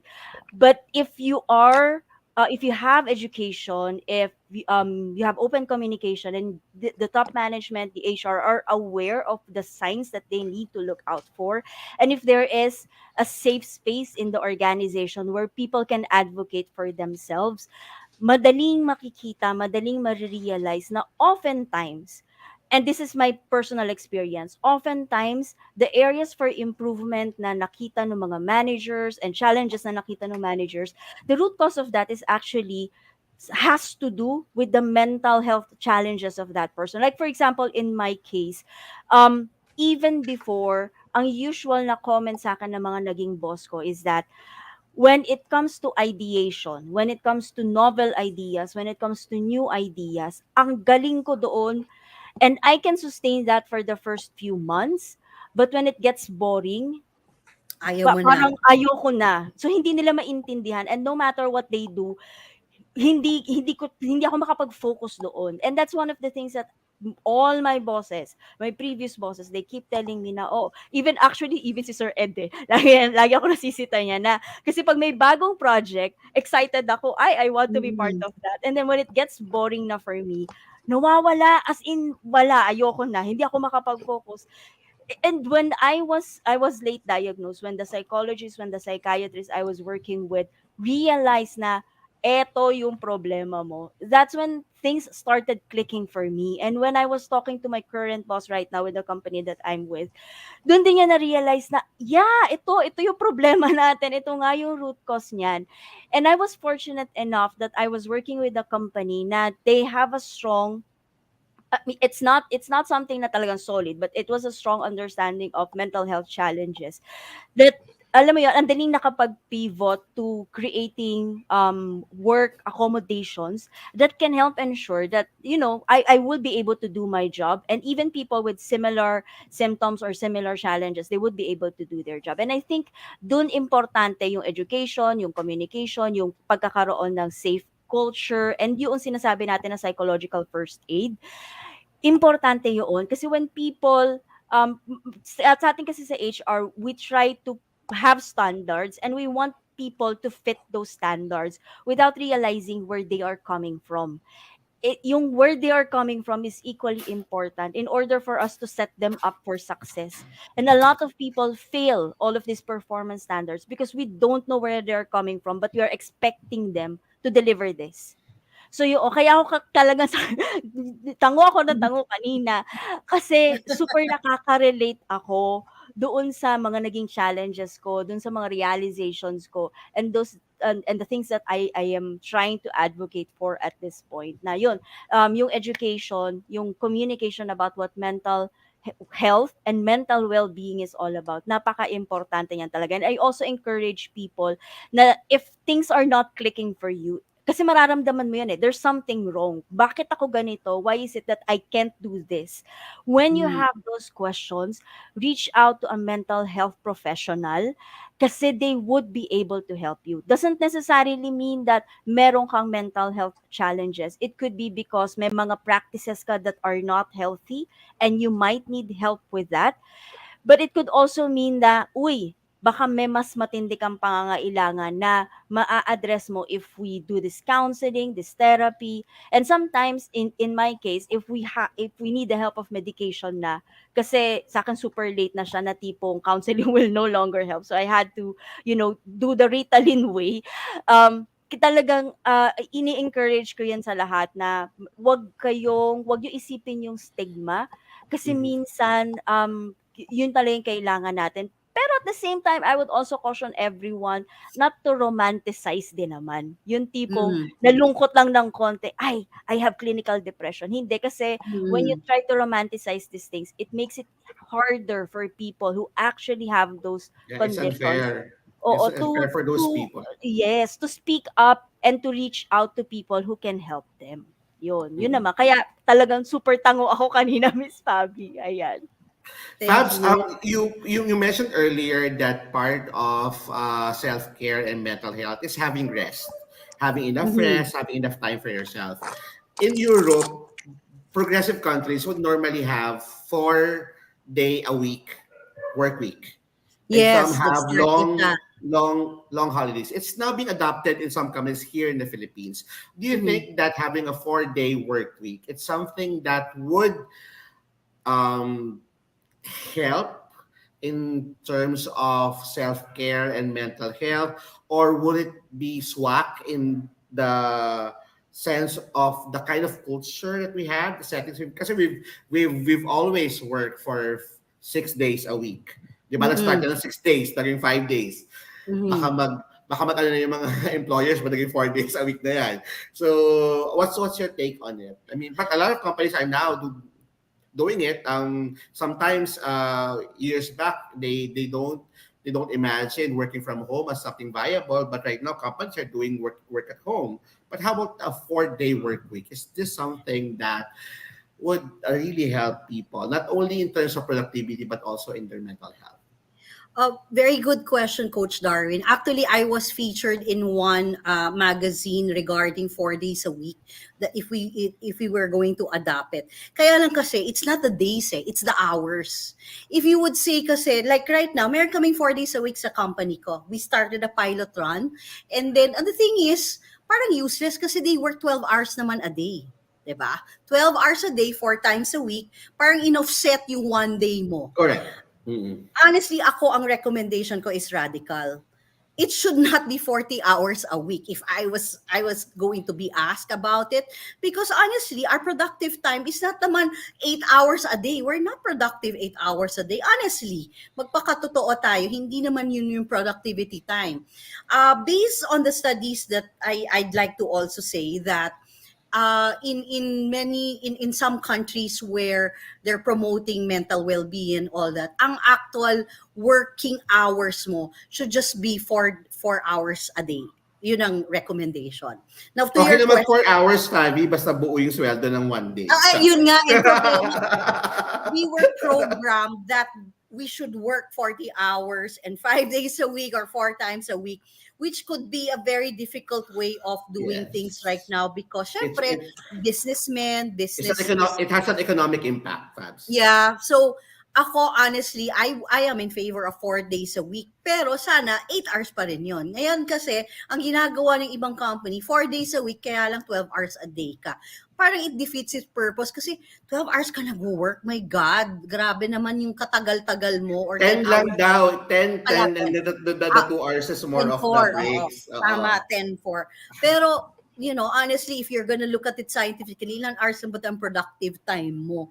Diba? So, I am in favor of it. I hope companies can be able to promote it as long as they are also, it's a win-win thing. No, it's a business. So you have to contribute. You have to be committed at it. All right. So I think that could be a doable thing as long as pwede lang sa manufacturing siguro kung paano nila i-workforce analysis yan na may tao pa rin because manufacturing companies cannot work 4 times a week lang because they keep to be working 24/7 7 days a week. But I think it's possible as long as you're able to properly plan it, implement it, and measure its effectivity. Actually, when I was interviewed for this the other year, ang sabi ko, dapat may pilot run muna in different industries to see the effectiveness before actually implementing it. Kasi ang hirap din ng pabigla-bigla, di ba? So, in everything that we do, you have to measure the baseline. Is it effective? If it's not effective, then, what will be effective for us? But we have to understand that when it comes to work-life balance, yung 8 hours mo na yan, hindi lahat ng hours then is productive. Being productive is also taking some breaks. That's also, for me, is productivity time. Agree. We only have about Fabi? 3 minutes. Yeah, So, Ma'am Fabi, just to let's have ask one lang. question among. Mhm.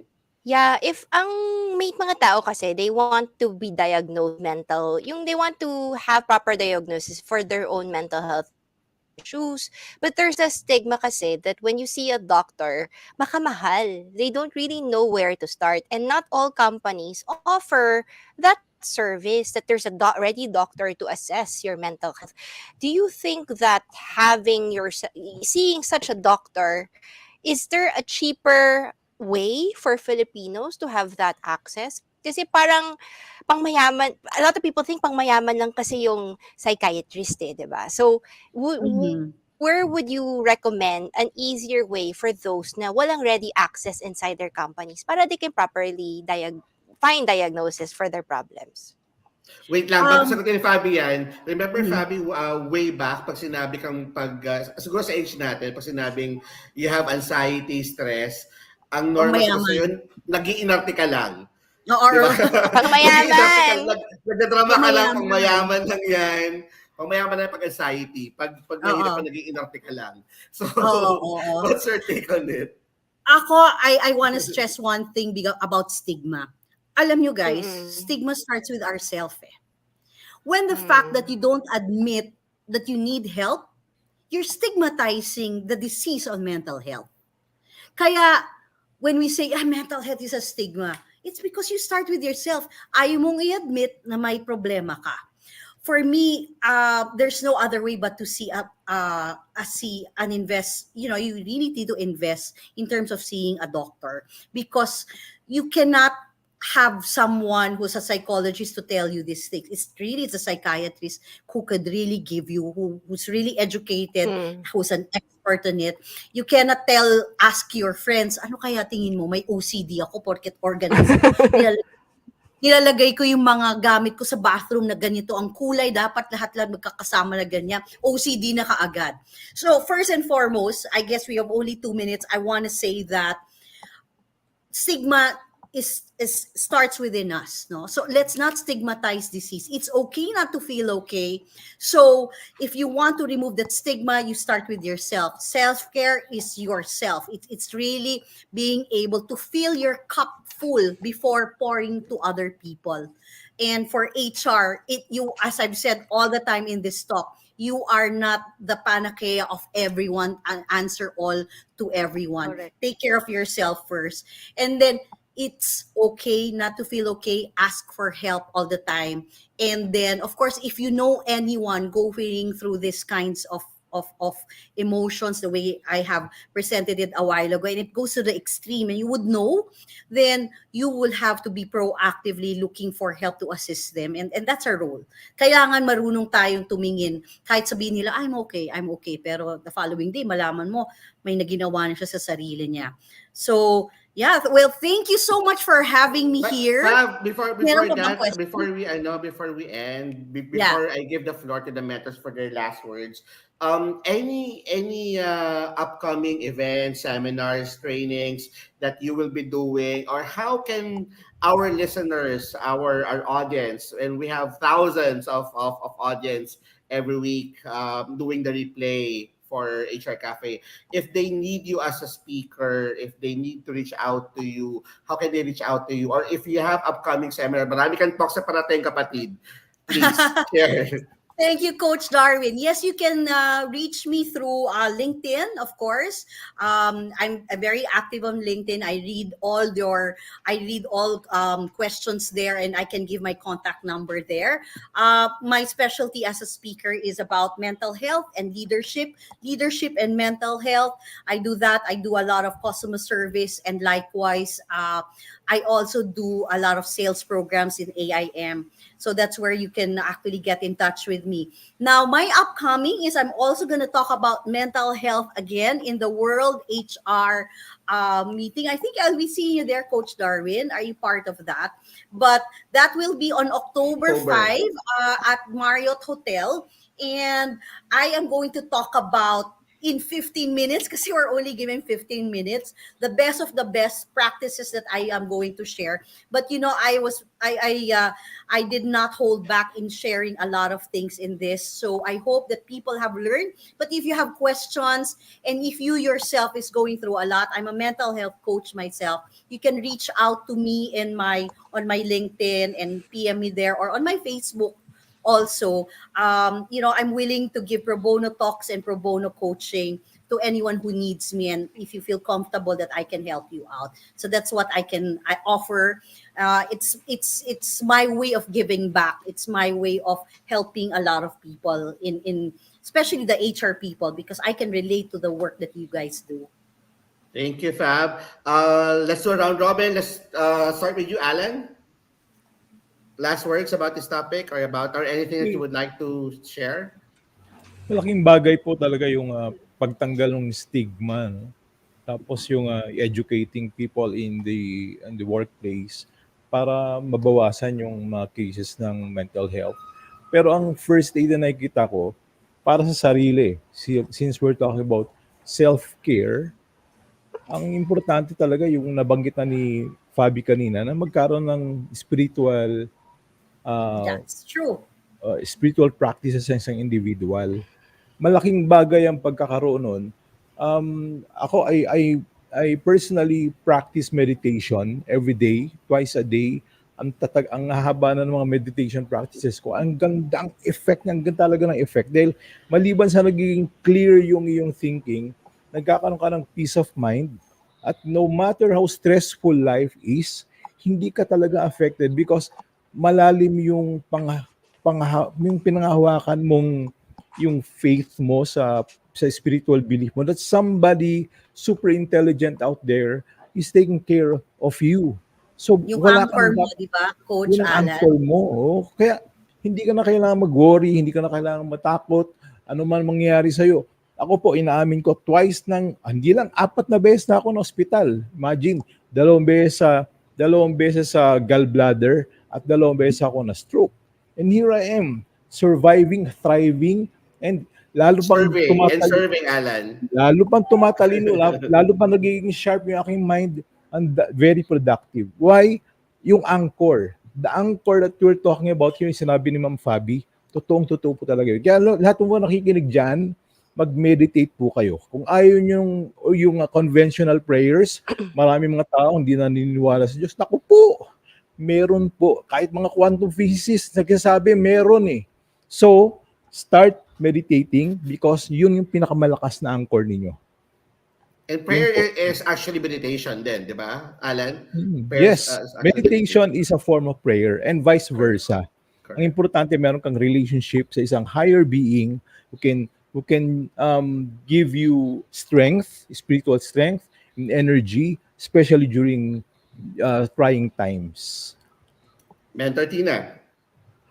I think mentor Fabi made a good point a while ago, sharing her own experience. Sa akin po, let's be mindful about trying to put a parang square thing on a round hole and vice Mura. versa. Yes. Kasi a lot of us, tulad ng experience ni Ma'am Fabi, alam mo naman yung culture ng company, very aggressive. Alam mo, sinabi na sa CEO mo na wala masyadong work-life balance. Eh, you value work-life balance. Tapos pipilitin mong sarili mo pumasok sa company na yan. Tapos magre-reklamo ka na walang work-life balance. Meron tayong mga companies, for example, that value extrovert individuals. Tulad dun sa may nagtanong sa PHRG. So alam mo naman lahat ng tao doon, maboka. Sinabi na sa'yo sa assessment mo, kailangan daw maboka. Eh, introvert ka. Tapos because of the uncomfortable feeling, parang your mental health, your well-being is already being affected because you feel that the company is trying to change you from who you really are.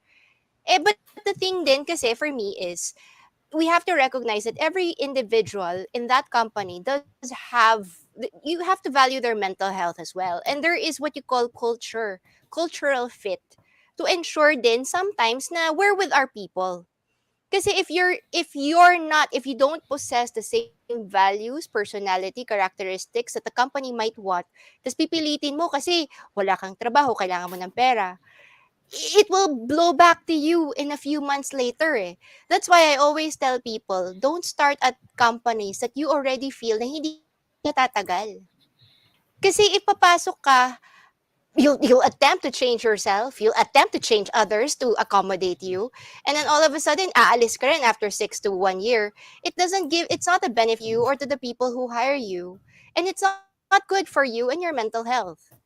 There is really a very big difference when you're in a company that fits you. I think a lot of people don't recognize that eh. Kasi parang when you apply to a company, one company is better than the other. But you have to really double check if that company is a good fit for you. Because if it is, kahit weird ka, kahit sino ka pa man, kahit introverted ka, you will flourish in that company because that company values who you really are. Not all company will value you, but one company, para lang jowa, di ba? Pero one company will really value you, quirks and all. So for me lang, let's not limit ourselves na kailangan natin ng trabaho. Alam mo naman, pagpasok pa lang, first week pa lang, kung hindi na bagay, hindi ba? Alam naman natin, pag first month pa lang, hindi na bagay eh, hindi ba? First assessment mo pa lang. There's that uncomfortable feeling that you can never shake away. And, it's a matter of, really, like, pipilitin ko pa rin. What's wrong? Bakit ka ba namimilit? Wag ka nang pumilit. Walang gustong pumilit ka.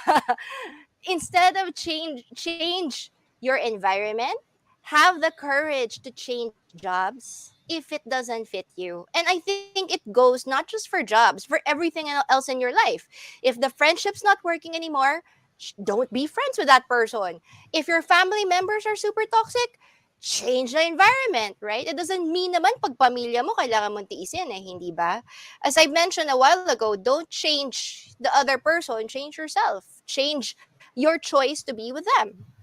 And it is a benefit for everybody else, not just for you. Kasi I'm pretty sure, I don't think din yung boss mo, tuwang-tuwa, mapumasok na pagalitan ka. Kasi hindi fit yung image niya sa isang empleyado sa iyo. Right? No, sabi ko nga, nobody comes to work wanting to get mad.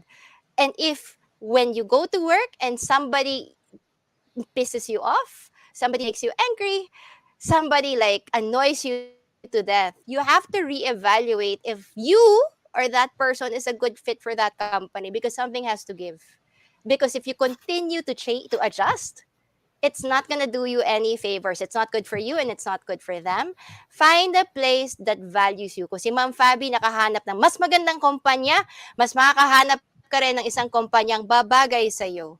And that's not just for your professional work life, but also for your personal life. Pipilitin pag hindi mapilit. Kasi hindi rin maganda para sa kanya at para sa'yo. Right? How about you, Coach Rona? Ano, Yes. Coach Rona will be ending the show, but ako, I would not discuss about discuss about mental health because I know you guys have already done a very good job. May nag-message kasi sa akin sa LinkedIn, i-plug ko lang daw. I would like to honor kasi all of the past and future past guests natin and also our coaches and mentors here. The nomination for LinkedIn's Top 100 Filipinos is now open. Please, I would like to encourage you to please nominate all of our guests, our mentors. Coach Fabi Carino, Mentors Alan Cañete, Mentors Tina Coang, and Rona Florentino, please vote for them, nominate and vote for them for the Top 100 Filipinos on LinkedIn. May 30 days lang po yung voting. I would like to ask you guys, alam nyo po yung mga speakers natin from the past, it's 100 Filipinos and we've had 100 speakers already here at HR Cafe, and I know nagkaroon kayo kahit paano nagbigay sa inyo ng value mo yun. So if you feel that this person resonates to that particular cause for being top 100 Filipinos, please vote for them. Okay? And I'll give the floor to Mentor Rona for the closing remarks. Yes. Napakaganda po ng topic natin ngayong araw na to, and this is a topic that's also very, very, very close to my heart. And I do hope that all of our audience were able to pick up yung mga magagandang points na nabanggit ng ating speaker for today. As HR professionals, it is a must that we know and we understand what mental health and what mental well-being is all about. And at the same time, we also take care of our own mental health and mental well-being. If things are not clicking for you, if things are not working for you, seek help. Doesn't matter where you seek help, basta hindi lang yung masasamang paraan ng ng help. But you need to seek help. You need to advocate for yourself. It's one of the things that we need to be good at, yung pag-advocate sa sarili natin. Minsan kasi mahilig tayo sa, sige na nga, ako na lang ang magsasacrifice ng sarili ko para lang sa ikabubuti ng iba. Hindi po nang hinihingi ng work sa atin. We have to take care of ourselves. Tulad nga ng sabi ni Miss Fabi, you cannot pour from an empty cup. And I've been saying this multiple times in the past. Kung wala ka for yourself, anong ibibigay mo sa iba? So make sure that you also take care of your mental well-being and your mental health. And tulad ng sabi ni Mentor Tina, align your goals, align your values, align your personality dun sa kung saan kayo mag-a-apply. Bakit yung pupunta kayo sa mga lugar na alam nyo may stress kayo? So dun kayo sa alam nyo magta-thrive kayo, mag-grow kayo, both personally and professionally. And with that, we would like to thank everyone who stayed with us up to this point. Naku, we're also waiting for our team replay. Kakita nyo po ang replay ng atin pong episode for today sa atin pong Facebook page, sa Philippines HR Group, and also in our YouTube channel. Thank you so much everyone for spending your Sunday with us. We will see you next Sunday ulit dito po. Yes.